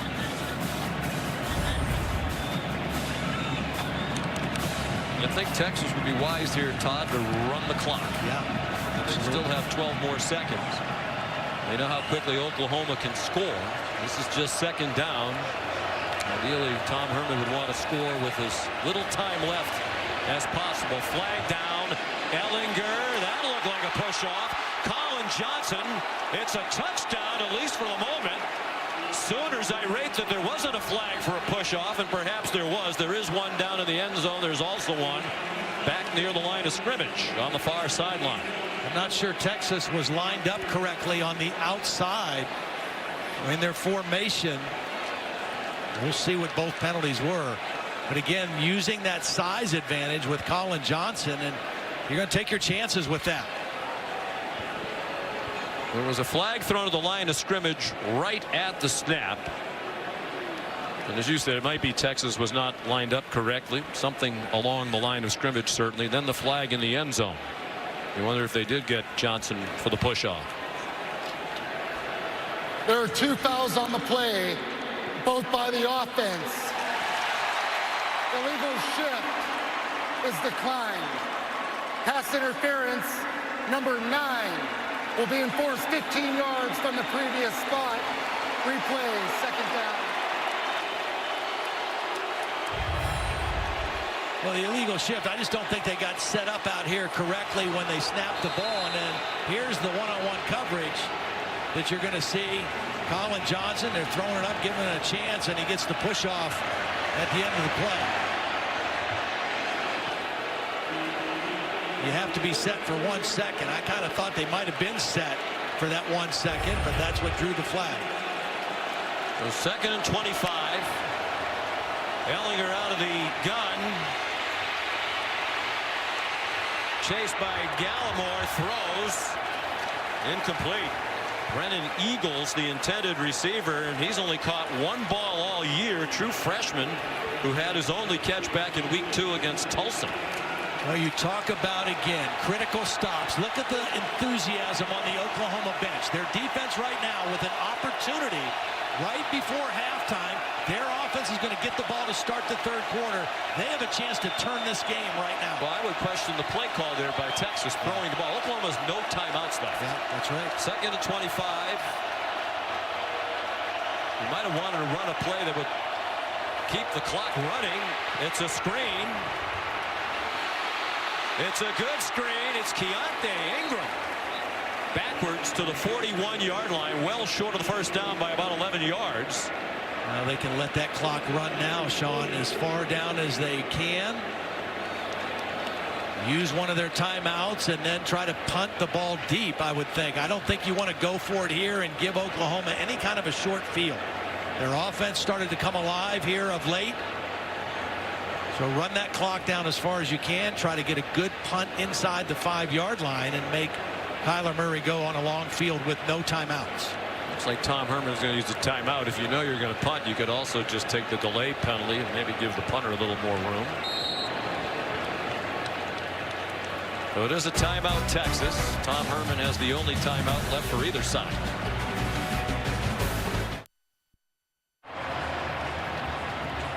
Approaching halftime, here's today's unexpected outcome brought to you by ExxonMobil. The Oklahoma offense less than half its usual first half scoring total, and the yardage a little more than halfway to what they usually get total, and way below the typical rushing first half. And I think that's the difference in the ball game right now, is what Texas has been able to do to defend Oklahoma's run, which has been virtually unstoppable the last 7 weeks of the season. Texas lined up as if it's going to punt. Oklahoma doesn't have anybody back inside the 20-yard line. There's the possibility perhaps of a fake, but it's a long way to go. 4th and 11. Buchevsky the punter. So shifting didn't seem to confuse Oklahoma. I mean, even if you get them to draw off sides, it's not going to change the situation. It's 4th and 11. It would be 4th and 6 if they jumped off sides. That's what you try to do there, maybe draw them off sides with a hard snap count. Offense. That's a 5-yard penalty. It's 4th down. Well, to me, Texas wasted a timeout. Now, with 1:06 to go, if you know you're going to punt on 4th down, it seems Tom Herman did, just take the 5 yards originally, punt it away, leave yourself 2 timeouts. If you pack Oklahoma back up there and something happens, you may want to be able to stop the clock enough to get the ball back. Buchevsky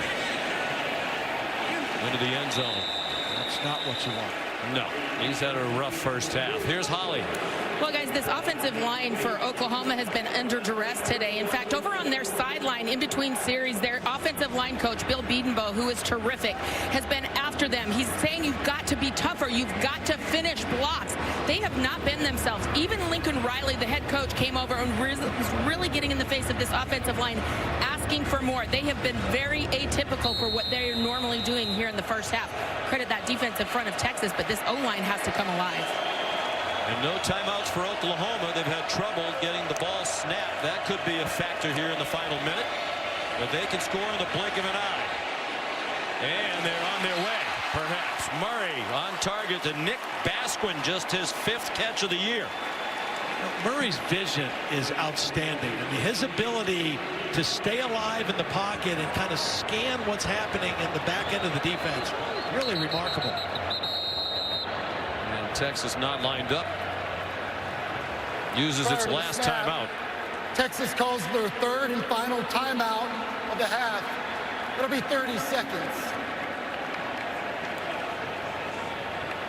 And a key player shaken up, Caden Stearns, the true freshman safety, the newcomer of the year on defense in the Big 12 this year.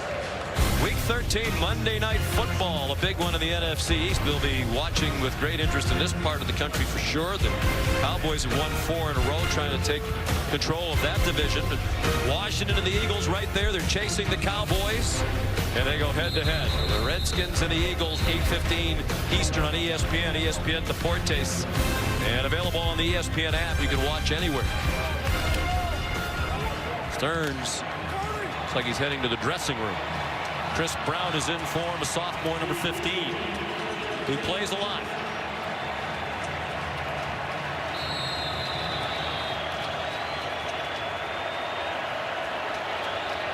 .51 seconds to halftime. No timeouts on either side. 1st and 10 Oklahoma from its own 44.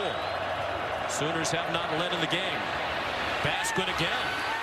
High stepping his way out of bounds and thrown down at the end by P.J. Locke, but it's another 1st down. Texas was so concerned about covering deep that they didn't have enough defenders over there on that quick throw. Had 2 blockers in front and a big gain with that pass. Basquin had 4 catches all season long. Now he's had 2 back-to-back. They're at the 36 of Texas in long field goal range. Murray all day throws, and a leaping catch by CeeDee Lamb, and he is inbounds at the 19. The ruling on the field is a completed pass for a 1st down. No pass rush. Good job by that offensive line in this possession, giving Kyler Murray time to just see what he wants to see. What a catch, but I don't know if he got that foot down. They ran the play. Kennedy Brooks carries. Wow. I think Oklahoma got away with one there. I don't know that he got his foot down. I think he one in and one out. It was just a question of which one came down first. Meanwhile, after the Brooks run, there's a flag. Tremendous effort. But the left foot down, right foot out. I think you're right. I think the left foot came down first. I think he just got the left foot down ahead of the right. All you need is one. It has to be the first one. Yeah, left toes down. Good call by the officials. Wow, what a catch. And good work by the replay booth to let them continue on. Officials now conferring. Brecken Hager. After the play, personal foul, face mask by the defense, number 44. That will be enforced, half the distance to the goal. It's an automatic 1st down. This dead ball foul caused the running clock to stop, and Oklahoma will decline the 10-second runoff. They will start the clock on the snap.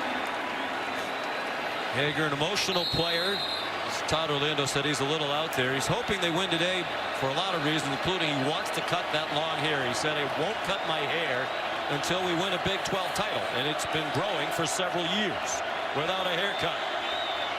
Eye on Calcaterra right here. He's the biggest receiver out there. Longhorns inching toward the line. They bring pressure up the middle. It was blocked. And it's Calcaterra with the Oklahoma touchdown and the lead. Flag down in the back of the end zone near where he made the catch. I think it was holding or pass interference on Brandon Jones, who was in coverage on Calcaterra. Prior to the pass, holding, defense, number 19.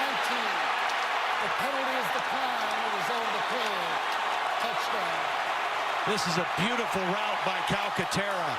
He's going to set up Brandon Jones. Watch Calcaterra move a little bit outside, pause, and then cut back in, and that's what drew the holding, but still a beautiful throw by Kyler Murray to the back of the end zone, and Oklahoma takes the lead. For the first time today. Even when they're stagnant, they're so explosive. The extra point by Seibert has given the Sooners a 6-point lead. Nice job by Murray, not panicking, even though there were some free rushers coming. He knew he had Calcaterra in the back of the end zone and threw it to his biggest target out there for the touchdown. Grant Calcaterra, sophomore from Rancho Santa Margarita, California. First-year starter. Last year played behind the terrific Mackey Award winners, the best tight end of the country, Mark Andrews, who's now having an excellent rookie year for John Harbaugh and the Baltimore Ravens. Well, and another costly face mask penalty on Texas in that drive. That now 8 penalties for 78 yards against Texas in the first half. As good as they played in so many ways, that has hurt them in this ballgame. And you go back to the play calling, not to belabor the point, but with 2nd and 25, they're in their own territory. Oklahoma out of timeouts. They threw a pass, it was incomplete. Tom Herman said, you got to outscore Oklahoma. Clearly that's what he's trying to do.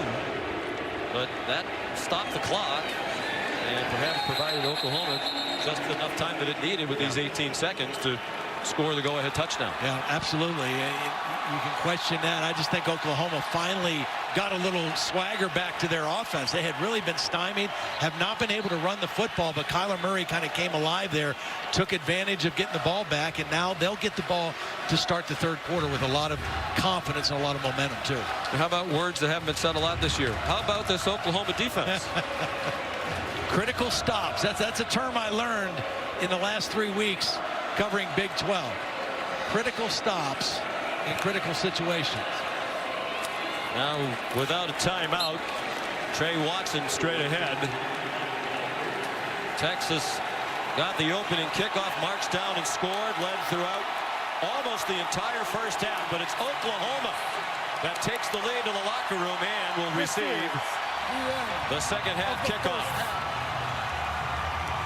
Stay tuned as part of the halftime festivities. The Dr. Pepper tuition giveaway. 2 contestants have a chance to win $100,000 in tuition. The Capital One halftime report after these messages. Welcome back to Dr. Pepper Championship Week. It's Oklahoma, Texas for the Big 12 title. Ellinger not reluctant to run, and he takes it into the end zone. Touchdown, Texas. Ellinger looks to the left, takes it up the middle, and in for another touchdown. Murray looking to the end zone, and it is caught. CeeDee Lamb with the Oklahoma touchdown. They bring pressure up the middle, and it's Calcaterra with the Oklahoma touchdown and the lead. You're watching the Dr. Pepper Big 12 Championship on ABC, presented by Jared. It's a part of Dr. Pepper Championship Week. Texas scored less than 3.5 minutes in, led throughout almost the entire half. Oklahoma scoring in the final seconds of the first half to take its first lead of this Dr. Pepper Big 12 Championship game. And Oklahoma will receive the second half kickoff.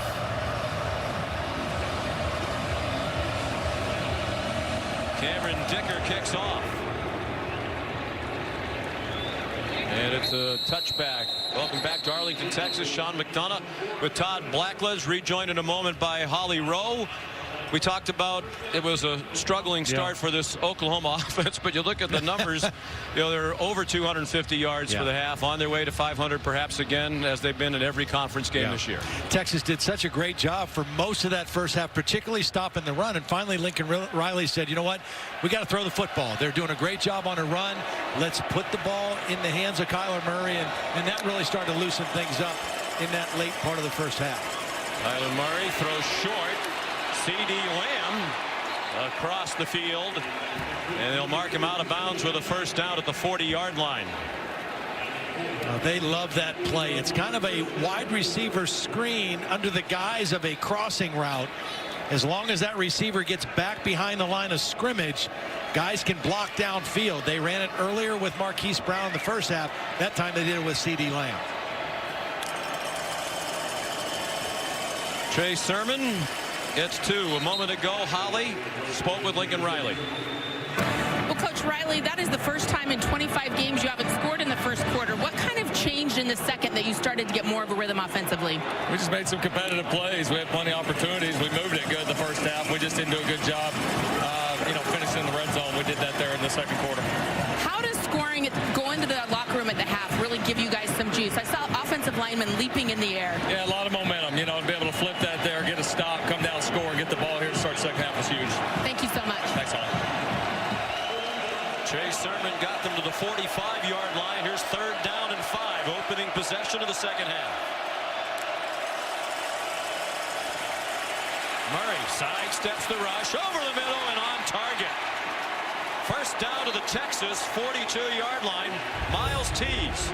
Well, how Murray eludes this. This is a direct path to the quarterback by Gary Johnson. And he just can't get him. Nice job by Kyler Murray using his feet. Deep throw, single coverage, flag down. Miles Tees and Brandon Jones there. And now fans throwing debris onto the field from the stands. That's dangerous. Beer can flying out of the lower seats in that end zone where the flag was thrown. Defense, number 19. That's a 15-yard penalty from the previous spot. Automatic first down. Again, Gary Johnson is a safety. They're looking for the matchups in man coverage with a safety and a wide receiver. Both guys had hands on each other. Tees gets away with a little tug, but Brandon Jones does not. I don't know. We've seen a couple games the last couple weeks where they've let a lot of that stuff go. The Big 12 needs to figure out how he wants to call pass interference, what they want to allow downfield and not. Because we saw some games a couple weeks ago where they basically let them mug each other without flags. Trey Sermon down to the 20-yard line. But the result is Texas now 9 penalties for 93 yards. That's a huge swing for Oklahoma in this game. Only 2 called against Oklahoma for 15 yards. Murray keeps it. First down inside the 15-yard line. The 20 points for Oklahoma in the first half. Their second lowest total of the season. Texas held them to 17 points in the Cotton Bowl in the regular season meeting.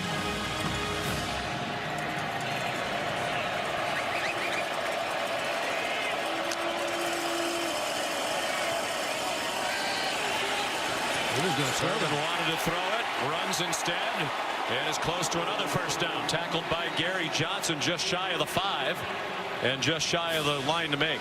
He was looking for Lee Morris in the end zone, and a good decision by Trey Sermon not to throw the football.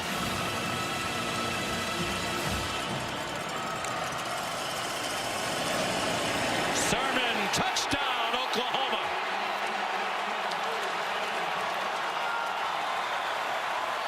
We talked about this offensive line, and it's led by a redshirt freshman center, Creed Humphrey. Watch him open this thing up for Trey Sermon.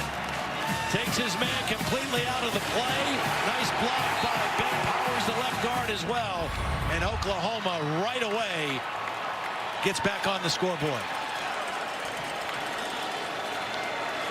You just cannot stop this offense. You can contain it, you can control it. Texas did that for the first quarter, but now Oklahoma getting it revved up. Kyler Murray started slowly, he was 4 of 8, and he is picked up now. He's completed 11 straight passes. Started 4 out of 9, 11 for 11 since, and 2 touchdowns.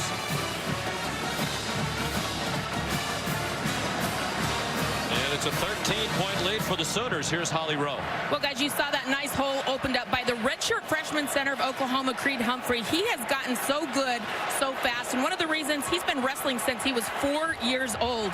He said that he knows leverage. He understands leverage, how to use his body, how to use his hands. And not only that, he's been working with a private center coach 2 to 3 times a week since he was in 8th grade. He said, I knew early on what I wanted to do. I told my dad I want to be a center in the NFL, and here he is as a redshirt freshman. He's so good. You can tell I'm totally obsessed with him. I just think he's so great. I didn't know there was such a thing I've as never heard of such a private thing. center coach. No, I've never heard of such a thing either. There are And he is kicking a good one. coaches, there are quarterback coaches. Did not know there were private center coaches. I don't know if that's a big business. That might be lucrative because he's going to play in the NFL. Lincoln Riley told us he's the best offensive lineman that he's ever been around. And he's a freshman. Austin Seibert, another majestic kick. And it gives us time to take a look at our Pacific Life game summary. Good start for Texas, in particular for Sam Ehlinger. He said, I'm not worried about my right shoulder. I'm going to run. And he did. Yeah, he did. He ran hard. He played well. Texas really had Oklahoma's defense on their heels in the first quarter. Kind of doing whatever they wanted. Then Kyler Murray started to get warmed up, get those long balls down the field. Texas did such a good job against the run. They gave it to Kyler to throw it, and he got them in the lead right before halftime. And they just scored again here in the third quarter. Ehlinger running out of time and ripped down by the freshman Ronnie Perkins. Well, Perkins is right here. He's going to come on an inside stunt. Ehlinger has plenty of time early on to make a throw, but he's just not able to find anybody downfield. And at the last minute, Perkins is there for the sack. Oklahoma's defense, much maligned this year, but they have made some big plays in this game so far today. And maligned with a reason. They're 100th in the country in scoring defense, 111th out of 130 in total defense. Ehlinger on target. Colin Johnson running after the catch out to the 44-yard line. Well, this is a beautiful route and a throw by Sam Ehlinger at the top of the screen. Colin Johnson attacks outside leverage by Motley, the corner. And a nice throw on time. They got to get little Jordan Humphrey back involved in the game, though. Deontay Ingram out toward midfield, a couple of yards short. Kenneth Murray, Neville Gallimore combining on the stop for Oklahoma. Humphrey only had 3 catches for 22 yards in the first half, and he had a monster game against the Sooners in October. They've got to find a way to get him on track here in this Longhorn offense. Targeted him 4 times. He had 9 catches in the regular season win over Oklahoma. Deontay Ingram, first down across midfield to the Sooners' 45-yard line. Well, Humphrey did a nice job blocking on that play. That was a design screen. You had 2 wide receivers out there blocking. He did a nice job on a linebacker, Caleb Kelly, to spring that play for a first down.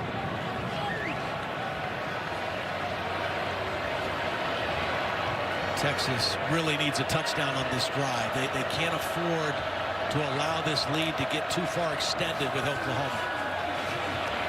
Ehlinger set himself on target again. Colin Johnson delivers a shove to the face of Parnell Motley and has a first down at the 24-yard line. Inside technique by Motley. Easy throw and catch for Ehlinger and Johnson. You see Colin Johnson at the end trying to get a little extra.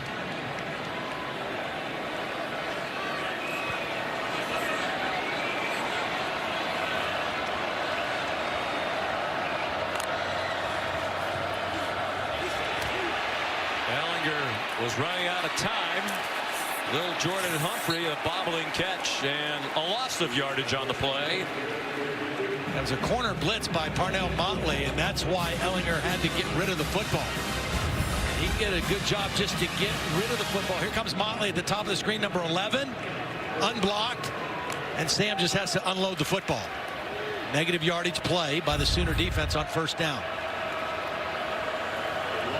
Kenneth Murray, the tackle.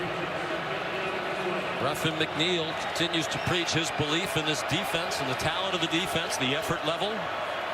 They have Johnson and Humphrey on the same side here to the short side of the field.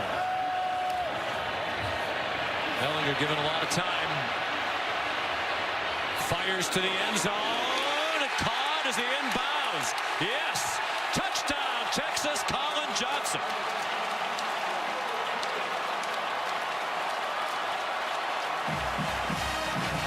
What terrific protection.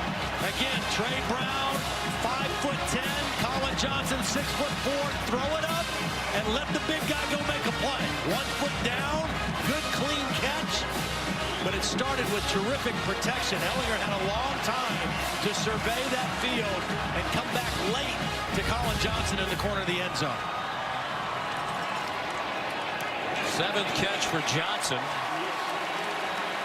5 of them have been for 20 or more. That one was good for a 27-yard touchdown. 7 catches, 169 yards receiving, and a touchdown for Colin Johnson, junior out of San Jose, California.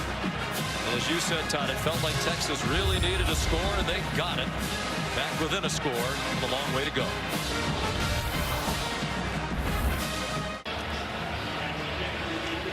We hope you'll donate during V Week. Sean McDonough, Todd Blackledge, and Holly Rowe inside AT&T Stadium, the home of the Dallas Cowboys. Dr. Pepper Big 12 championship game. Oklahoma by 6. Texas after the touchdown kicks off. And Trey Brown takes the knee. Here's Holly. Well, why is it important to donate to Jimmy V and to the V Foundation? Here's one reason why. Turner Cockrell, who played football at Vanderbilt, 21-year-old young man, died this week from melanoma. It is a tragic event. This is a highly preventable disease, and research could help these young people in treatment. We're seeing more and more young people with cancer. So I personally would like to send our wishes and well wishes to his mother, Noelle. It's been a very difficult week for that family, but we don't need to lose any more young people. So please donate to ESPN and the V Foundation in the fight against cancer. Visit v.org/donate. Thank you, Holly. We certainly echo your words. Kyler Murray is sacked for a 2-yard loss, and we're delighted to hear Holly's news during the week that just 3 months after finishing chemotherapy in her own cancer battle, scans this week, and all in the clean. Yep. Great news. That is awesome news, Holly.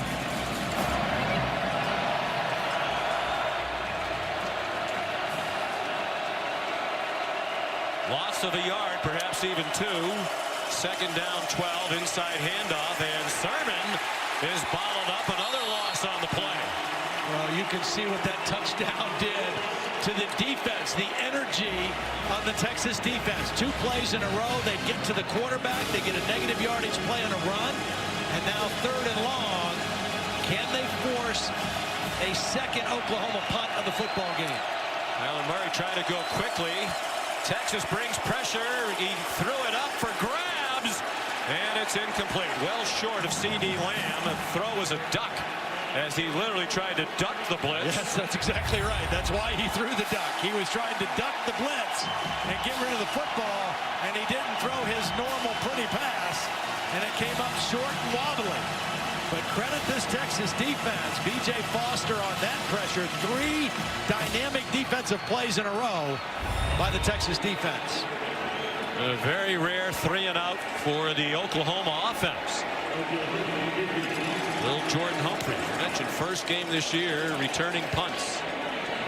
Tom Herman wanted the ball to be caught, not bounce for additional yardage. He's done that well. 47-yard punt, Texas on offense after this.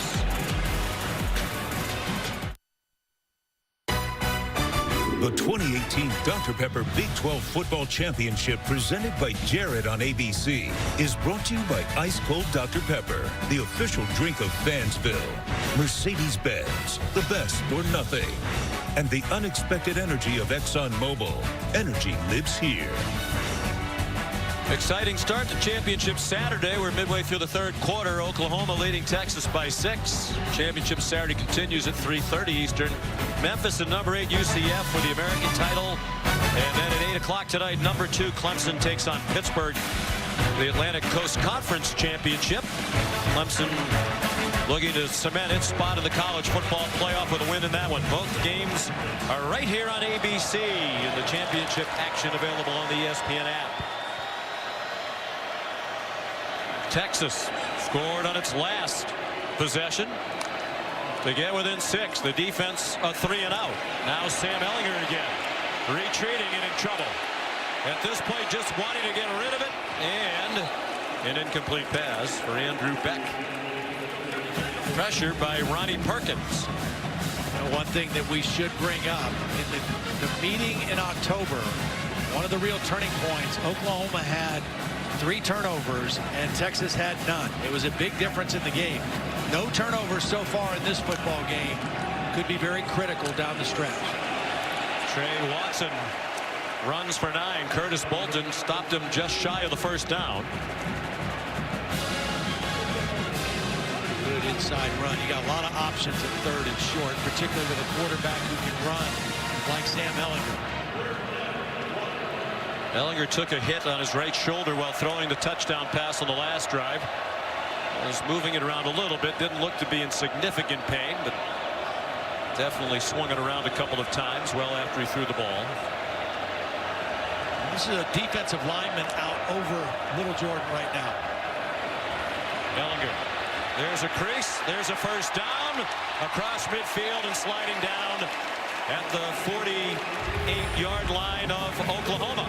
And this is all Sam Ehlinger can do is to slide. I mean, he does not normally slide, doesn't love to slide, but he's doing the smart thing right there.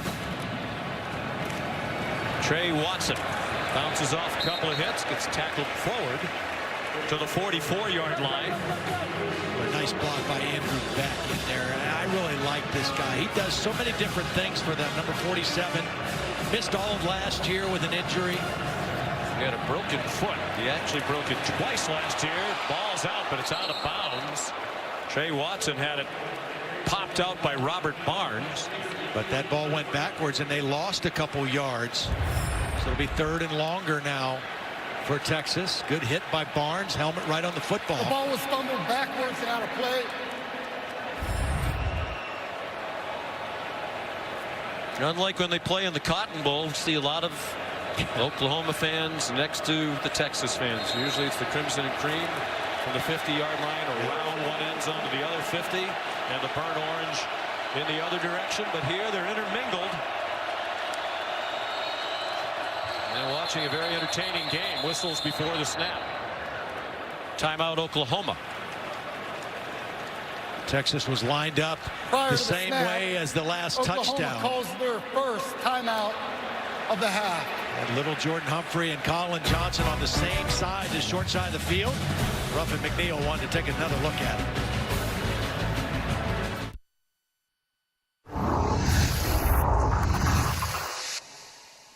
The eyes of Texas are upon you.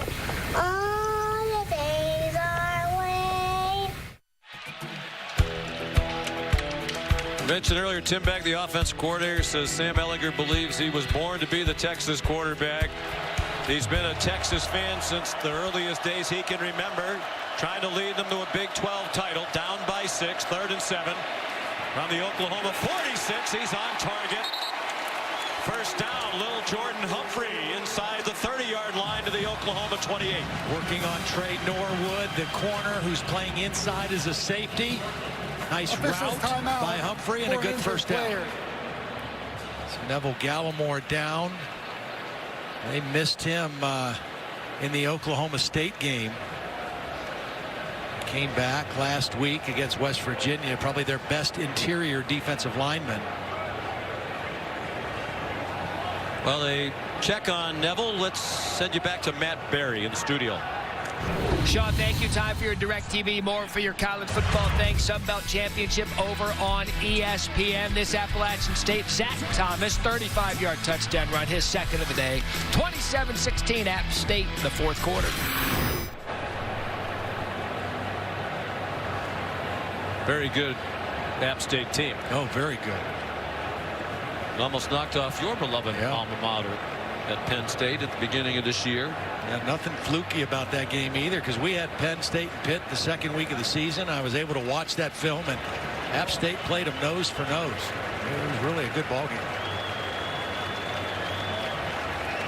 Gallimore limps off.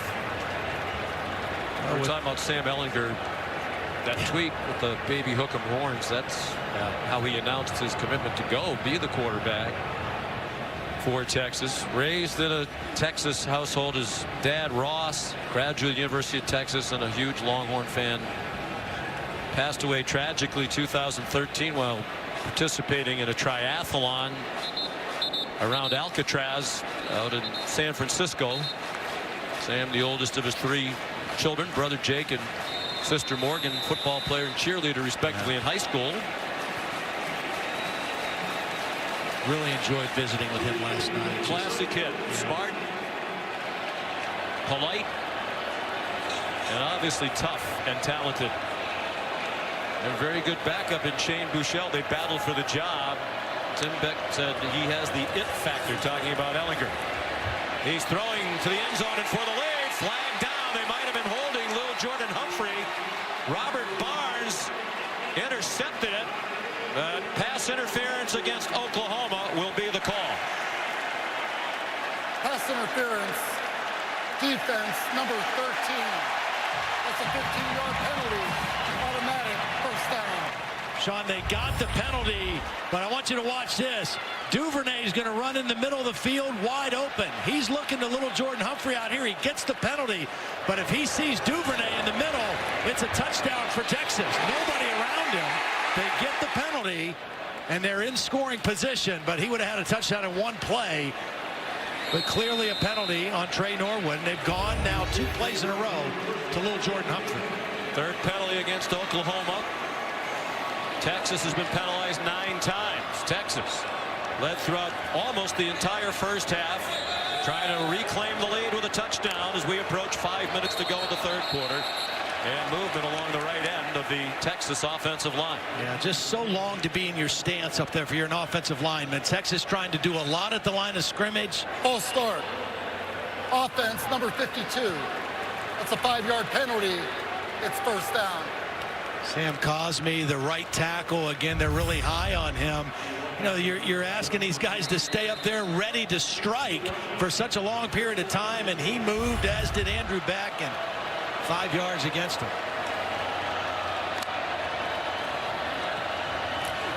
Run fake. Devin Duvernay lunging for the first down marker. Didn't get to it, but they're going to give him the 5-yard line. What a nice block by little Jordan Humphrey also.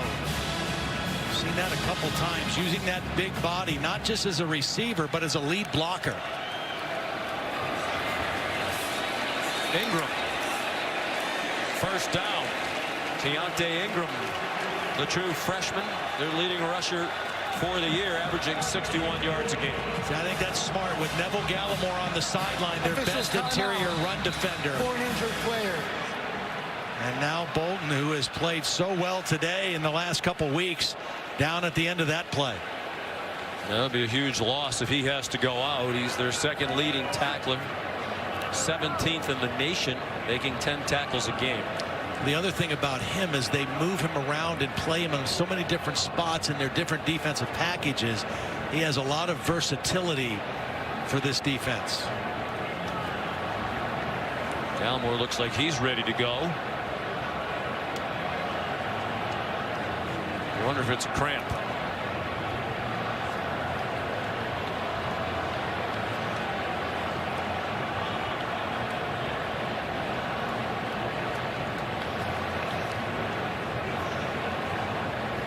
Still tending to Curtis Bolton, 3rd leading tackler, as you saw in the graphic in the conference. Joe Dineen of Kansas, a player who should be saluted. Wasn't a great year for the Jayhawks. They'll have Les Miles as their coach next year, but he's a terrific football player. Yeah, absolutely. Led the Big 12 in tackles. And Kenneth Murray, Bolton's teammate, number 2 in the Big 12 in tackles.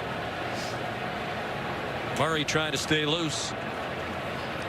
Well, this game, the first time, was a shootout, the highest scoring Red River rivalry game, and kind of went down to the last possession, who has the ball last, and that's what this one is shaping up as. I mean, it's going to be a game all the way to the end of the 4th quarter, and Texas trying to regain the lead here now with 1st and goal on the 2. Let's check in with Holly. Well, guys, I'll obviously give you an update on Curtis Bolton, who's up walking off the field right now, but a huge injury for Texas. Right before the half, we saw their fantastic freshman safety, Caden Stearns, limped to the locker room. He is now ruled out for this ball game. It looked to me like it was a right knee injury. He will not return, and that is huge for this Longhorn defense. He was the Big 12 Defensive Newcomer of the Year, one of the best players in the league, even though he's just a freshman. Yeah, they just got their other safety, Brandon Jones, back, and now they lose Caden Stearns. Looked like a cramp for Bolton. Actually seized up a bit on his walk-off. First and goal, Texas. Got their big back, Daniel Young, in now with Ellinger. Wouldn't shock anybody if Ellinger ran it himself. They moved. There was movement. Again, Elijah Rodriguez, the right guard. You got to hold your water. I mean, you're killing yourself with these kind of motion penalties. First and goal on the 2, you're going to run the football. Now you back it up. Start. Offense, number 72. That's a 5-yard penalty. It's first down. Just a lack of concentration by Elijah Rodriguez. You have this Oklahoma defense kind of right where you want them. You've got a quarterback who's a great runner inside the 5-yard line, and now you put yourself a little bit farther away from that goal line. And Ingram in instead of Daniel Young now. First and goal, just outside the 6. Ellinger looked like he had some running room, but he stumbled as he got away from the traffic. They'll mark it on the 5-yard line. Second and goal, and under 4 minutes to go in the third quarter in this Dr. Pepper Big 12 championship game. Again, you've got big receivers. If you want to throw on second down, you've got Lil Jordan Humphrey and Colin Johnson both to the top of the screen. This is the formation that they have run with the quarterback to the right in previous games against Oklahoma.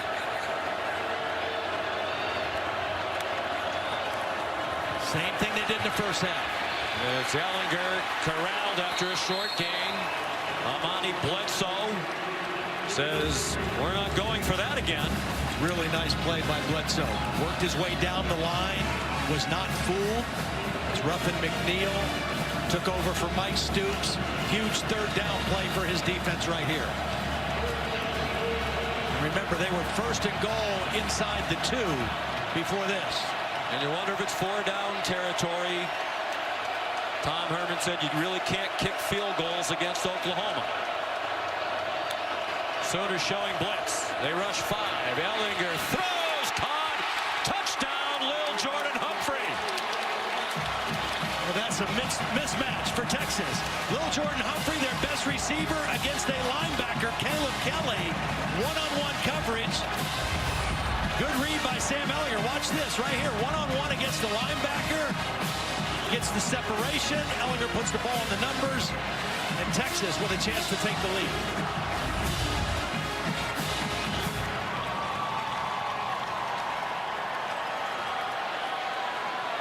And it's the true freshman out of Austin, Lake Travis High School, Cameron Dicker.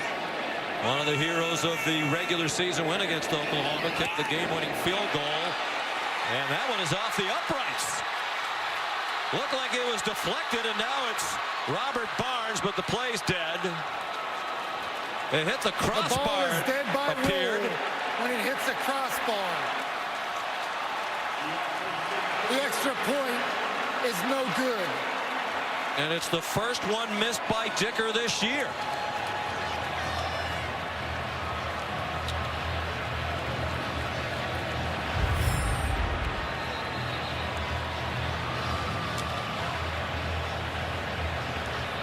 A little bit low by Dicker. Amani Bledsoe. Yeah, Bledsoe. Yep, he's the one who got it. And got enough of it that it did not creep over. Dicker had been 49 for 49 in PATs in this his freshman season. That is an enormous play, and it's a tie game with 2:44 to go in the third.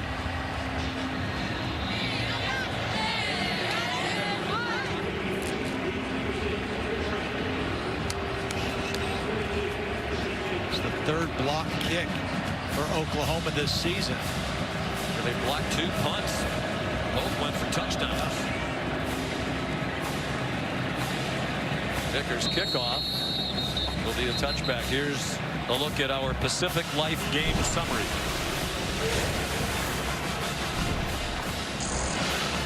A quarterback comparison. Kyler Murray with a slow start, 4 for 9, really came on strong after that. Sam Ehlinger is kind of doing what he did the last time, kind of playing play for play, matching big play for big play with Kyler Murray as a runner and a passer, and a tie ball game, which makes it a lot of fun here late in the third quarter. Murray averages 306 yards passing, 71 rushing per game. He sets and throws, and it's through the hands of Marquise Brown, a little bit too far in front of Hollywood. Yeah, you don't see Kyler Murray miss many throws like that. He didn't have any pressure, just a little bit overthrown to the outside. Marquise Brown working on the safety. They've really worked that matchup against Brandon Jones. Tyler's parents, Kevin and Missy. Kevin, a fine quarterback at Texas A&M, who now tutors young quarterbacks. Tyler told us, my dad taught me how to play. One of the things he taught him is how to be patient in the pocket. Ran out of time and patience there, wisely so. Weaving along the sideline, a first down. Out near the 40-yard line. Well, and this play shows you how dangerous he is. Now, you're going to see Jeffrey McCulloch, number 23, in position to make a tackle. But as soon as he takes one false step, the quick feet of Kyler Murray gets to the outside and turns it into a positive play.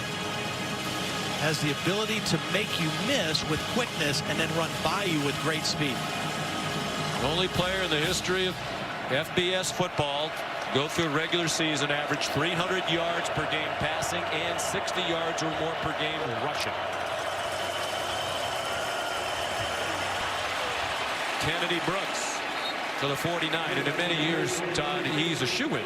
Yeah, Kyler Murray to win the Heisman Trophy, but not in this year when Tua Tagovailoa has been historically great. Dwayne Haskins has already set the Big Ten single-season record for touchdown passes, breaking a mark held by Drew Brees. And they all three are playing in huge games tonight on a national stage. I just think it's awesome for that reason for the Heisman race. Final minute and a half of the third quarter, tied at 27. Huge missed extra point by Texas a moment ago. Marquise Brown got just enough for the first down to the Texas 49.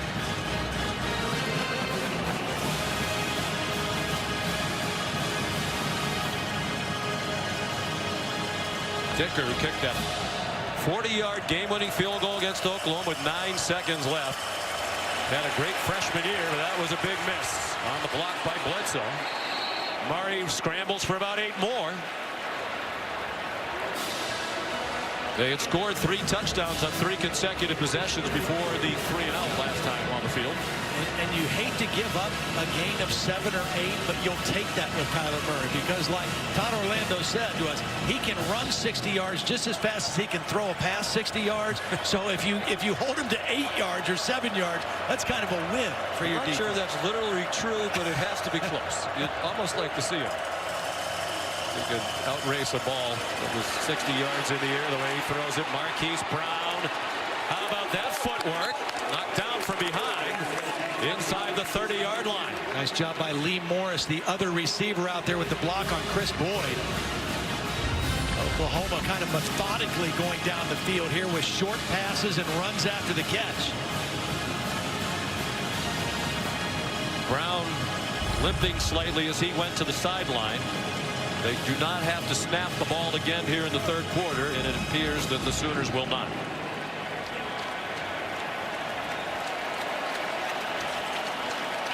One of the great rivalries in American sports, not just in college football. And this one is for the conference championship, the Dr. Pepper Big 12 title game on ABC, presented by Jared. We'll continue after this word and a word from our ABC stations.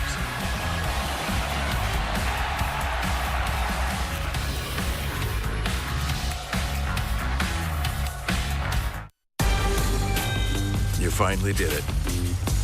You invited both sides of the family over. 1 table, 12 people. This could get interesting. But you can handle this. You were built for this. Ford Explorer, built for the holidays. Now during the year-end sales event, get 0% financing for 72 months plus 1,000 Ford credit bonus cash on Explorer at your Oklahoma Ford dealer today. Abigail Ogle, weekdays on KOCO 5 News. Aerial coverage high atop AT&T Stadium, sponsored by State Farm, here to help life go right. Beautiful day outside, temperature in the low 70s. Inside Jerry World, 83,114. Most ever for any FBS Conference Championship game. On 1st and 10, Kyler Murray tied game, fourth quarter, and the throw just a little bit too long for Carson Meyer. Here's Holly. Well, Oklahoma without Marquise Brown, who may have been one of the people out in a route right there. They have been examining the top of his left foot, really putting their thumb in some of those fragile bones along the top of that foot. They've decided to put his shoe back on. They've taped over the top of his shoe, and he's trying to test out that left foot right now on the sidelines. William was bothered by an ankle and foot earlier in the season, came back the last couple of weeks 100% healthy, but it'll be a big blow for Oklahoma. Clearly grimacing as we had the shot of him a moment ago. C.D. Lamb, capable big playmaker, shoved out by Devontae Davis. Here's third down. And about 5 for Oklahoma. They are in field goal range to take the lead, and Marquise Brown showing no signs of coming back in the game soon. Well, he's such a start and stop, make you miss kind of guy that any kind of lower leg or foot injury like that could be really debilitating for a guy with his skill set. Injured his ankle against TCU October 20th. The next 3 games averaged just 46 yards per game receiving, but the last 3 he's averaged 150 yards receiving per game as the ankle got better.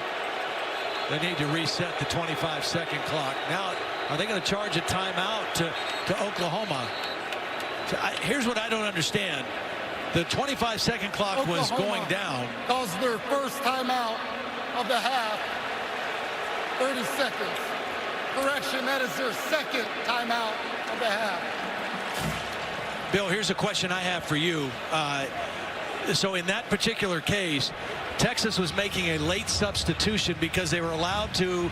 Obviously, Oklahoma substituted somebody. So the referees were standing over the ball. It was a very late substitution, and the play clock went all the way down to 2. By rule, the offense is responsible for that play clock if they substitute. They can be in jeopardy of a delayed game. However, you and I talked earlier in the season, we're starting to see more. They didn't really hustle to get on and off the field for the defense. You're seeing defenses starting as a strategy to draw that thing out. Yeah. Well, that strategy draws a timeout out of Oklahoma here at the beginning of the fourth quarter. Remember, they used all 3 of their timeouts in the first quarter. Marquise Brown now distraught. Here's the reality is he will not be coming back into this game. That's a shame. What a shame, indeed. One of the best receivers in the country. Looking like he'll watch the rest of this conference title game. 3rd down and 5. Play clock down to 1 again. They blitz and didn't get close, and it's a first down. It's Charleston Rambo who's in because Brown is not. Just his 5th catch of the season for the redshirt freshman out of Cedar Hill, Texas. Kind of a double crossing route inside. Rambo did a nice job of getting separation from Chris Boyd, and Murray found him with the football.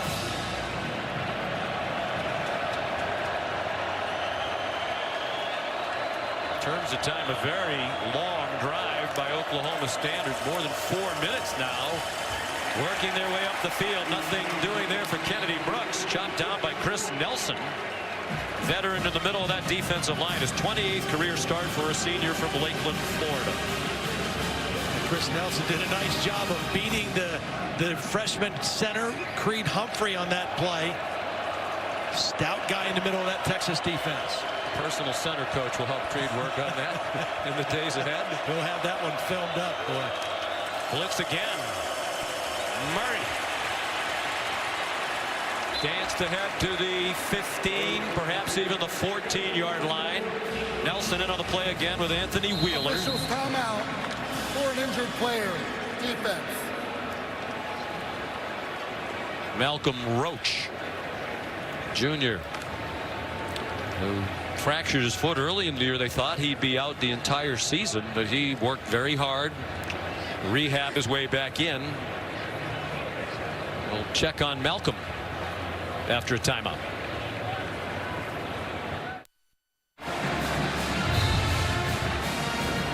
The Dr. Pepper Big 12 Championship Trophy. It'll be presented to the winner of this game. You're watching the Dr. Pepper Big 12 Championship on ABC.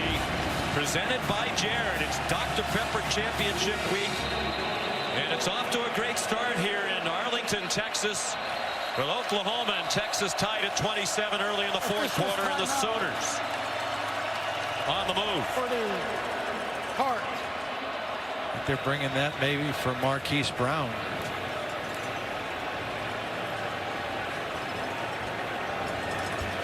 The guy that Texas needs to step up here in what could be one of the biggest third down plays of the ball game. Charles Omenihu, the defensive lineman of the year in the Big 12 Conference, been pretty quiet so far today against this outstanding offensive line. Another blitz from Texas, and Murray's pass behind C.D. Lamb with Devontae Davis in single coverage. Fourth down, and the field goal team comes on for Oklahoma. Chris Nelson, number 97, did a nice job. He wasn't going to get to the quarterback, but he jumped and raised his hand, and that little bit got in the vision of Kyler Murray, and the pass was thrown behind his intended receiver. Seibert, one of the great kickers in the country. For the lead from 31 off the left upright and through. We've seen one hit the crossbar, and we've seen something hit the upright. Seibert knocks it through.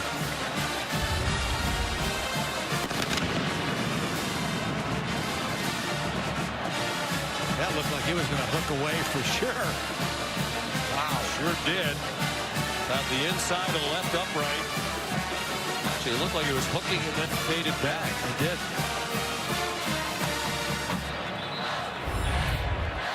So Austin Seibert gives Oklahoma the 3-point lead, 12:37 to go. He's moved past Auburn's Daniel Carlson as they take Marquise Brown to the locker room. He's moved past Daniel Carlson as Seibert for second in the history of FBS in scoring among kickers.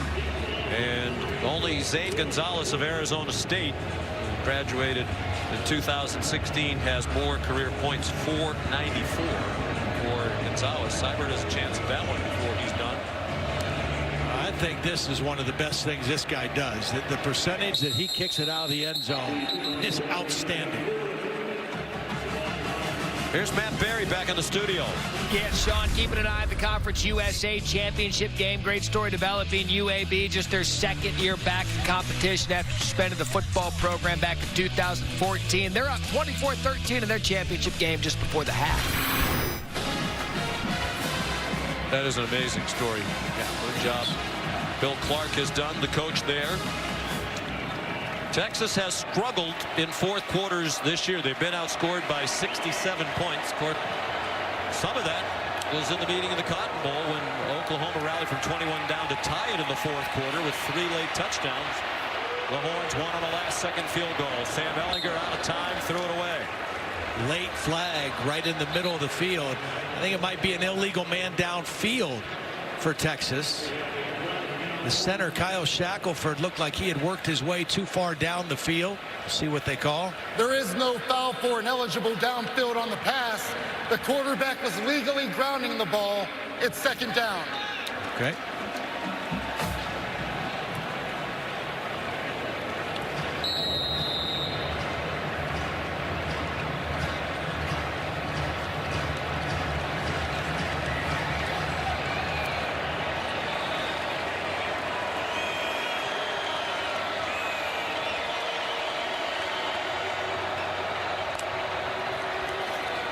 Second and 10.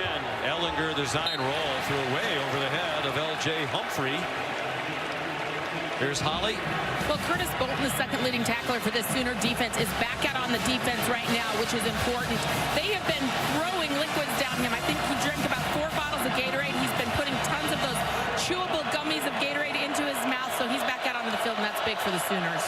He's back, and Neville Gallimore is back on this 3rd and 10 play for the Sooner defense. Can they get another critical stop at this juncture in the football game? 7 out of 11 on 3rd down. They converted on their first 3 to the Longhorns. Ellinger lofts one for Johnson. And here come flags from all over the place as he got tangled up with Parnell Motley. Now, it's not a high percentage throw, but when you have receivers this big and physical, it is a high percentage play. Defense number 11. It's a 15-yard penalty from the previous spot and automatic first down. Parnell Motley he doesn't make any play on the football. He has no idea where the ball is, and as Johnson is trying to make a play on the football, he's impeded by Motley, and that's a clear pass interference penalty on 3rd and 10. Johnson, by the way, has set the Big 12 title game record for receiving yards. He'll add to it. Johnson knocked out of bounds by Motley. Prior to that catch, he had 169 yards receiving. He's up to 177 in the game. The previous mark, Big 12 title game, 142 receiving yards by Malcolm Kelly for Oklahoma back in 2006. Trey Watson ahead for a first down and across midfield to the 48-yard line. I think the other thing, if you're Tom Herman, if you're Tim Beck, you want to use clock here too. You're moving the football well. You've got the same amount of yardage as Oklahoma has, but you want to put a little more pressure on Kyler Murray and that Oklahoma offense by the number of chances they'll have left in the game.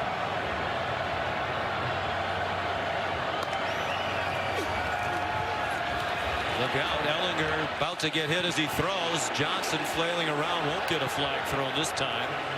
Good pressure by Kenneth Mann on Sam Ellinger. Yeah, he got a good hit on Sam Ellinger too as he released the football.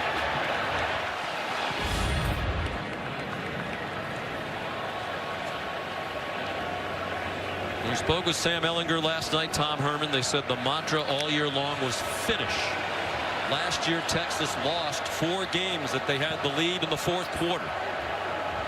This year, they've played 9 one-possession games. They've won 6 of them.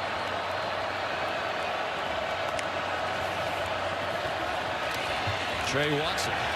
Tom Herman told us throughout the offseason, with about 15 minutes to go, even if it was just a weightlifting session for the team, they'd stop, they'd bring everybody together, they'd hold up 4 fingers as if, okay, you're heading to the 4th quarter of this workout, let's finish. Well, they're going to have that opportunity here. That was a beautiful play on 2nd down by Neville Gallimore to stop that run and for little if no gain. And 3rd down and long again. They converted on 3rd and 10 with the penalty a moment ago. 2 big receivers down to the bottom together. Pressure. It's blocked. Ellinger throws. And the fans want a flag on Trey Norwood, who was wrapped around little Jordan Humphrey. There is no call. Humphrey's in the slot, working on Norwood. He's going to run the out route. He got his jersey pulled. I don't know what is pass interference and what is not, because that looked like a lot of pulling and grabbing and fighting through the receiver on a 3rd down play. I think that's the play's clearly got to pass come out. interference. He's wrapping Humphrey up with the ball still on the way. Ryan Buchevsky on the punt.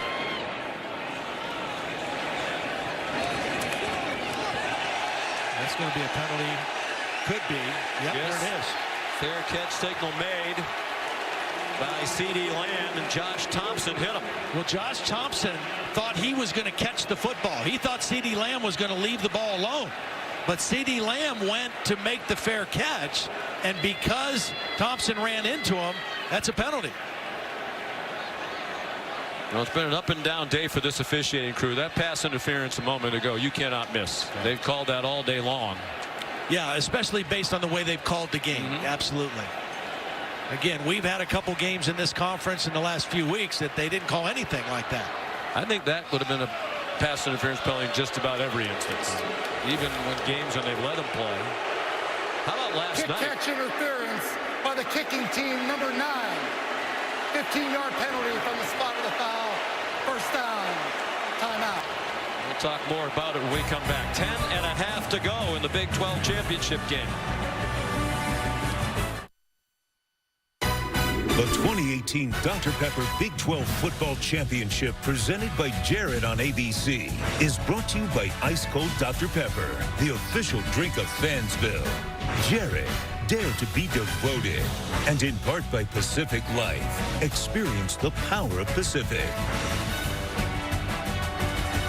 Aerial coverage above Arlington, Texas, the home of the Cowboys and the Texas Rangers. Brought to you by State Farm, here to help life go right. Sean McDonough, Tom Blackledge, Holly Rowex, the Dr. Pepper Big 12 Championship. 10.5 minutes to go. Oklahoma the ball at a 3-point lead, trying to win the Big 12 for the 4th year in a row. Texas trying to win the conference crown for the first time since 2009. Well, the penalty against Texas, the Longhorns' 12th of the game for 118 yards, brings the ball out to the 20-yard line.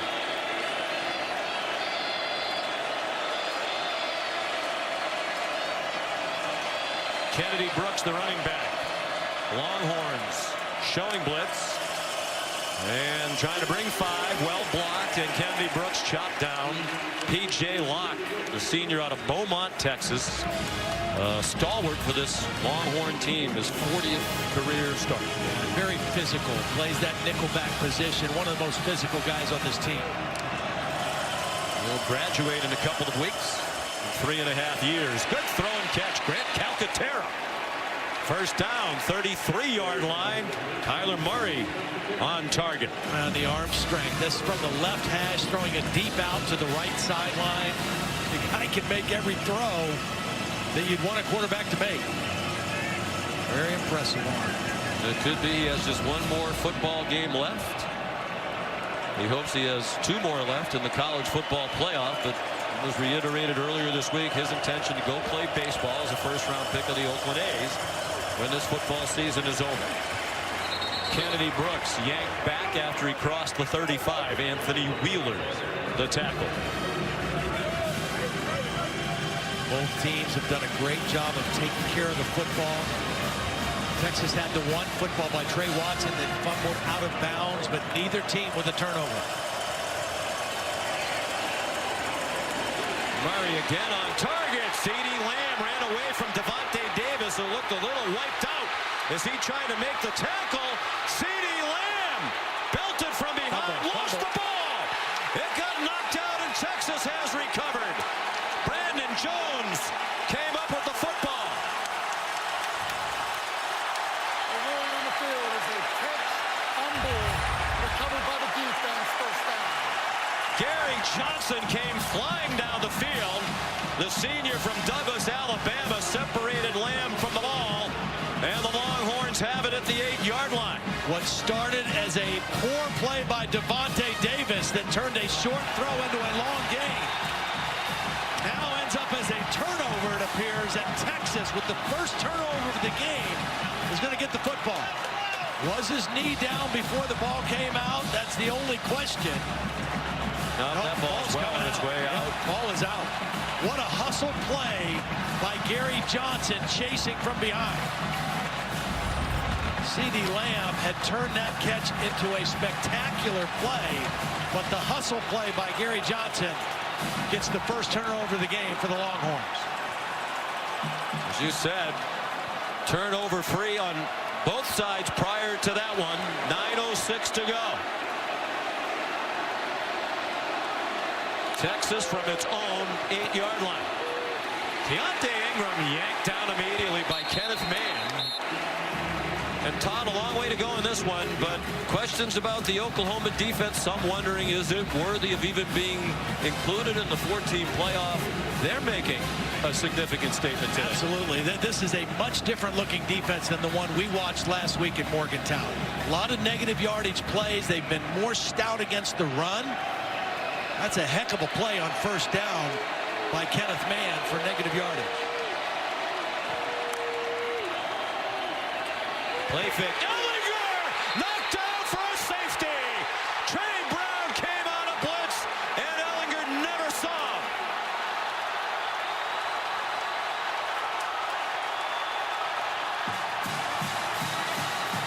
They call this a cat blitz, a corner blitz from the short side of the field.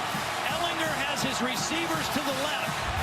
He is not anticipating blitz at all. It's going to come right from here, and Sam never sees it, but he feels it when it's too late.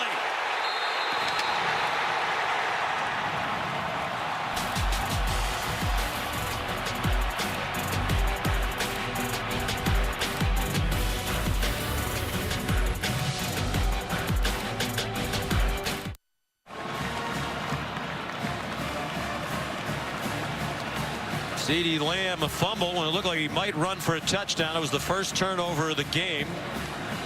But the defense for Oklahoma bails him out. Corner blitz from Trey Brown, and Lamb relieved. The defense got him off the hook.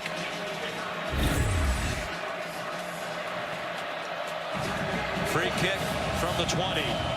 Put it on a tee with Cameron Dicker. It's a good boot. Driving Trey Brown, the safety, all the way back near the 10. And he gets swung down at the 35-yard line by B.J. Foster. 26-yard return by Brown, a sophomore from Tulsa.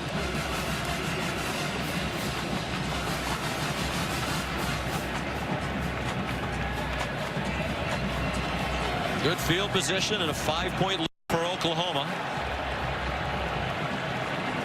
Kyler Murray has thrown for 330 and 2 touchdowns. He's rushed for 38. Little off his mark. Yep. The rushing yards off his mark. The pass yards are slightly above average for him. The rushing numbers down. Here's Trey Sermon.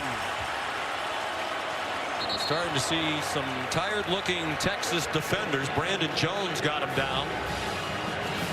Beautiful block by the right tackle, Cody Ford, blocking on Brecken Hager. Just opened up a massive hole that time for Trey Sermon. Sermon's not a guy that's going to make you miss very much. He's a pretty physical runner. A lot of green grass in front of him on that play. Clearly healthier than he's been. He's had more carries today for Oklahoma, 13 than anybody else. After just 6 carries total the previous 2 games. They give it to him again. He weaves for a first down. I know they like to go fast, Todd, but if you're Oklahoma, you're a little bit slower in the operation midway through the 4th quarter. Absolutely. I think you can see that. I think you can see that right now. Lincoln Riley's saying, let's be a little bit more methodical. We still want to score. We want to make this a 2-score game, but let's take as much time as we can to make that happen.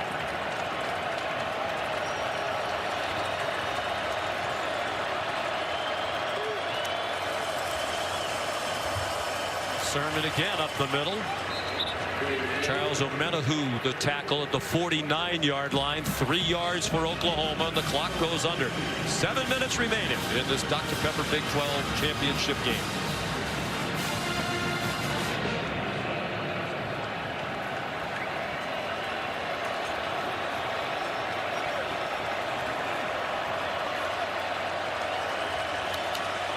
They're letting that play clock go down under 10 seconds each time. Very smart clock management right now by Oklahoma. Particularly smart if they get one more score. Field goal would make it 8.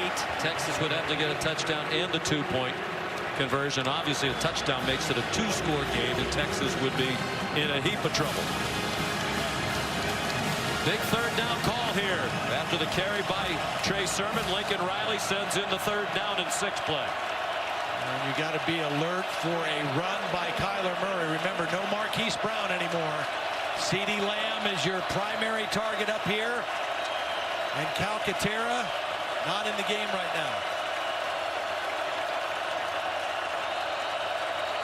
Play clock at 5. Texas blitzes. Murray gets it off. Open receiver. First down.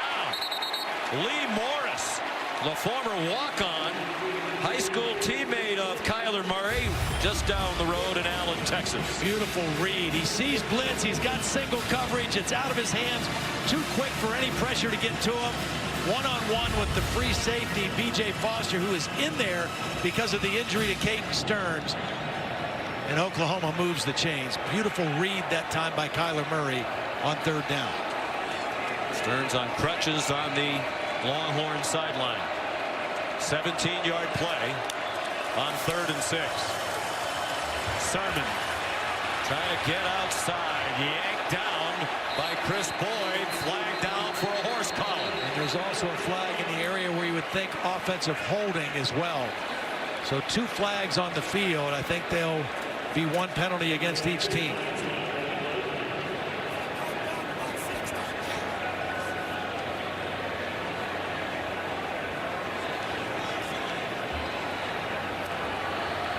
There are fouls by both teams.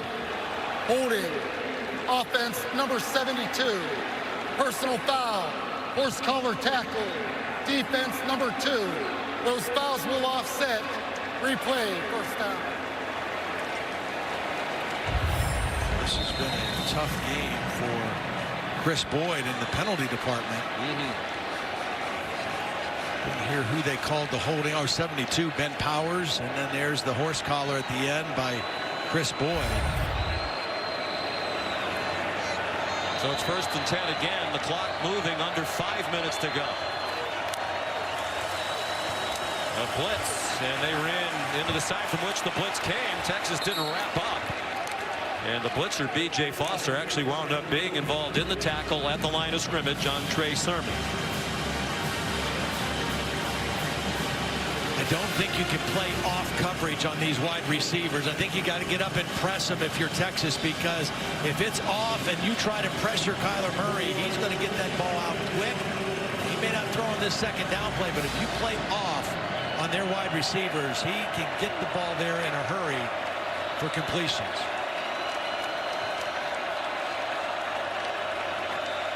Murray leading the play clock down to 4. Pump fake and a run for about 2. Another mammoth 3rd down here with 4 minutes to go. Gerald Wilbon made the tackle with help from Gary Johnson. Marquise Brown with crutches back on the Oklahoma sideline. This is the down I think you have to get up and get a little pressure, get some hands on receivers. 3rd down and 9. Texas brought a blitz a moment ago on 3rd and 6. And it was an easy completion for Oklahoma. See how Todd Orlando plays this 3rd down and 9. 3.5 to go. Murray under pressure. Man open again. It's Lee Morris again. They won 3 state titles together in this building. And they might be nearing a conference title today.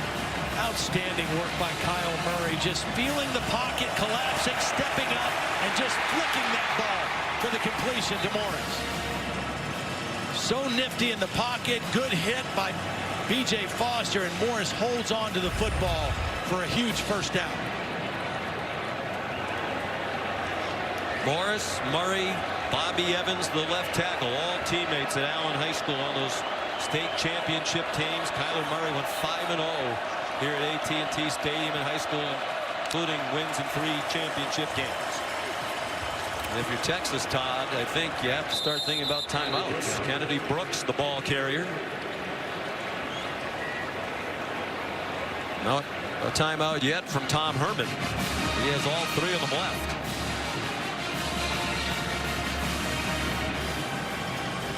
So impressed with Kyler Murray, his work in the pocket. You know, a guy who can run that well, you'd think he'd take off and run all the time, but he moves in the pocket with the idea of throwing the football. He runs when he needs to run, and he runs when it's a designed quarterback run.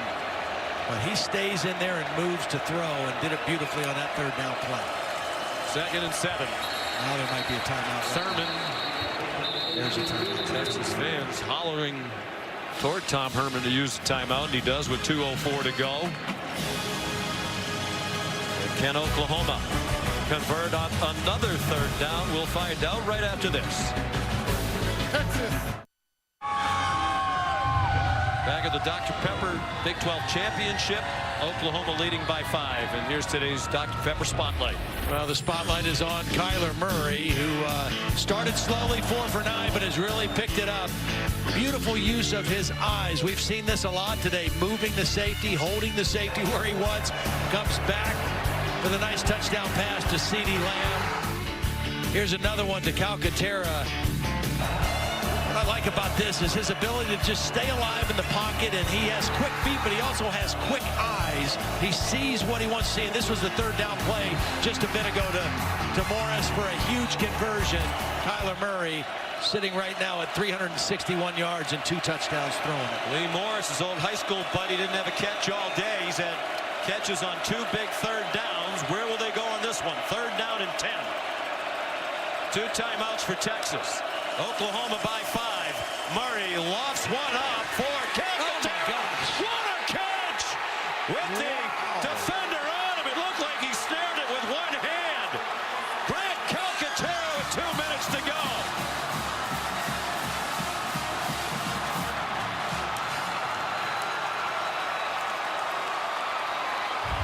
They decided to press on the outside. Touchdown is confirmed. Calcaterra working on B.J. Foster, and it was a one-handed catch from a beautiful throw by Kyler Murray. The touch throw to the outside shoulder, the one-handed catch on 3rd and 10. That is beautiful work. The result of the play is a touchdown. After the play, unsportsmanlike conduct. Offense, number 80. That's his first. That 15-yard foul will be enforced on the ensuing kickoff. Try for point. He spiked the football. What a drive, a championship drive, it seems, for Oklahoma. They held the ball for 6 minutes and 19 seconds, 11 plays, and barring something remarkable in the last 2 minutes, they'll be the Big 12 champions for the 4th year in a row, and quite possibly on their way to the college football playoff. A lot to be determined elsewhere on this championship Saturday. They were 3 for 3 on 3rd down on the drive, including this one. Murray to Calcaterra.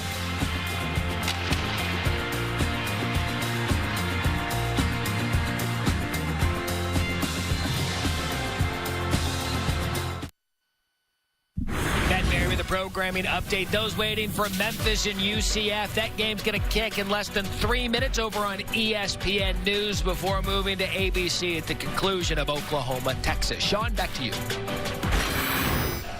A big stage there for Darrell Henderson, as the graphic said, Doak Award finalist, Doak Walker Award finalist for the best running back in the country. There are 3 finalists: Jonathan Taylor of Wisconsin, Travis Etienne of Clemson, the others. So a chance for Henderson to impress the voters who haven't voted for the Doak Walker yet. There's little Jordan Humphrey. Little Jordan Humphrey. There's a flag down back at the 30-yard line. It's a touchdown if it stands.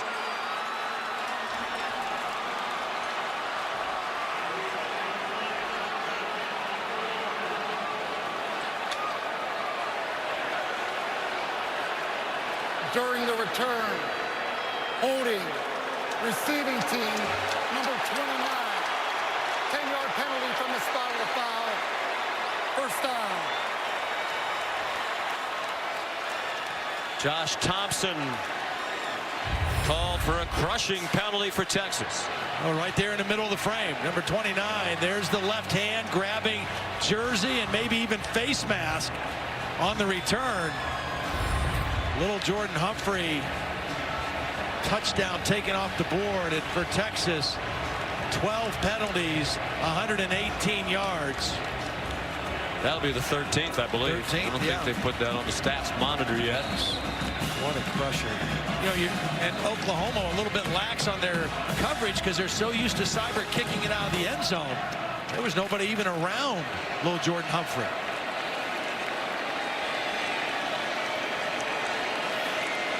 The ball back on the 20. Kickoff return touchdown wiped out. Ehlinger over the middle. Devin Duvernay, he can fly, and he gets them all the way out to midfield. They're not a big play offense. They haven't had a play from scrimmage of over 50 yards all season long. They're not really built to play come from behind necessarily either. That's just in a difficult situation right now. 2 timeouts for Texas. Ellinger on target. Little Jordan Humphrey a yard short of the first down, shoved out by Caleb Kelly at the 43-yard line of Oklahoma. Before those 2 plays, which were both first down plays, the difference in this game has been the Oklahoma defense on first down. In the first half, Texas averaged over 7 yards a play. In the second half, under 2 yards until this last possession. That has been a huge change for this Sooner defense in the ball game. Ellinger had a wall in front of him, circled back to get away, incomplete pass for Johnson. And you think back to last week too, Todd, the game for Oklahoma at West Virginia, one they absolutely had to have. They didn't win that game. They weren't even going to be in this game. Right. And the Oklahoma defense, much criticized, deservedly so for a lot of reasons, scored 2 defensive touchdowns in a 3-point win. Right. And today, the safety, an enormous play for the defense. Absolutely. And they've had plays like that over the last half of the season. Ellinger on 3rd and 1. The first down to the 40. Kenneth Mann, the tackle.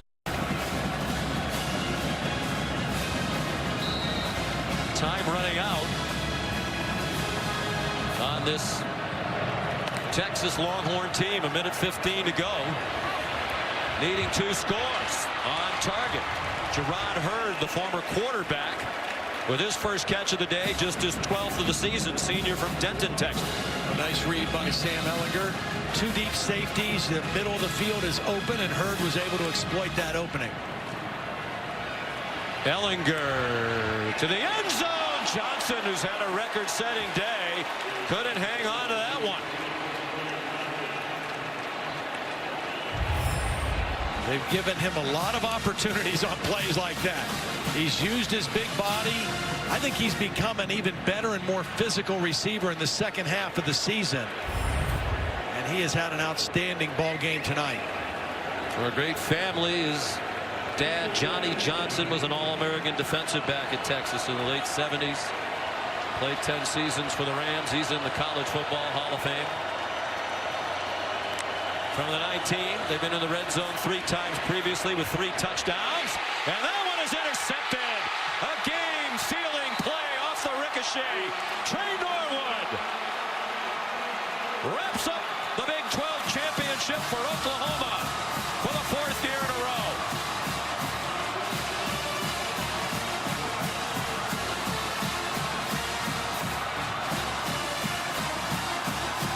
Obviously, a little bit of a miscommunication between Sam Ellinger and Lil Jordan Humphrey. Watch as Humphrey goes out to the outside. The ball's thrown to the sideline. He's moving in. The ball was tipped by Motley and intercepted by Norwood. And another critical stop by this Oklahoma defense should just about do it. When you have an offense, as Oklahoma does, you have to do just enough. That's it. And that's what they did last week. More than enough. Murray dancing around, just killing time. Now takes the knee. And on a day when we said for a lot of the day, Oklahoma seemed to struggle on offense, particularly early in the game. 511 yards of offense. Right. That means every conference game they played this year, 9 regular season and the conference title, they had 500 yards of offense. Tears in the eyes of Lincoln Riley, it seemed. They were the first team in the history of college football to have 500 yards of offense in each of 9 regular season games. Oklahoma, the first Power 5 team to win 4 straight conference titles since the Florida teams of the mid-90s, 93 to 96. First Oklahoma team to do it since the mid-80s under Barry Switzer. And I think, Todd, if Georgia loses to Alabama tonight, Oklahoma's in. They were, I think so too. Slotted at number 5 by the committee this week. They certainly didn't do anything, in my judgment, that would require somebody would leap over them because they weren't good enough today. Here's Holly Rowe. Well, Coach, all week long, the focus has been trying to do something no team in history has ever done in the Big 12. 4 straight championships. What are you most proud of this group? Hard to say. It's been a hard year. 4 in a row, stuff that's never been done in Oklahoma, never been done in this league. I'm so proud of our guys. Texas was a great team, great battle with them, both of them this year. But we're the champs, and it feels darn good. Your quarterback, again, you put the trust in him on 2 crucial third downs, and he finds old high school teammates to make those plays. Why do you trust Kyler Murray like you do? It's what he's done all year. He's had to make big plays in big games. He's had to make plays for us every single week for us to win. And the guy's done it at elite level. He's the best player in the country. I think America saw that right here. Coach, this may not be the right moment, but I'm going to ask you anyway. Why does this team deserve to keep playing college football? Because of what you saw today. It's a 12-win team. Team that's just still getting better and better. Thought our defense played their tails off today. Our best ball's ahead of us. We can't wait for what's next. Thank you. Congratulations. Thank you. Emotional Lincoln Riley, appreciative of what his team accomplished. Player Spotlight is brought to you by Cognizant. And Murray, his coach, making the last-ditch pitch for his quarterback for the Heisman. 379 passing. C.D. Lamb, a big day receiving. Murray threw 3 touchdowns. He also ran for 39 yards. And Texas, if Oklahoma does go into the college football playoff, there's a lot to be determined yet. Texas probably in the Sugar Bowl. They will be in the Sugar Bowl to fill the Big 12 spot. So a big game ahead for Texas. Bob Wishoes and Brock Hurd are in Orlando for the American, coming up right after these messages. So long from Arlington.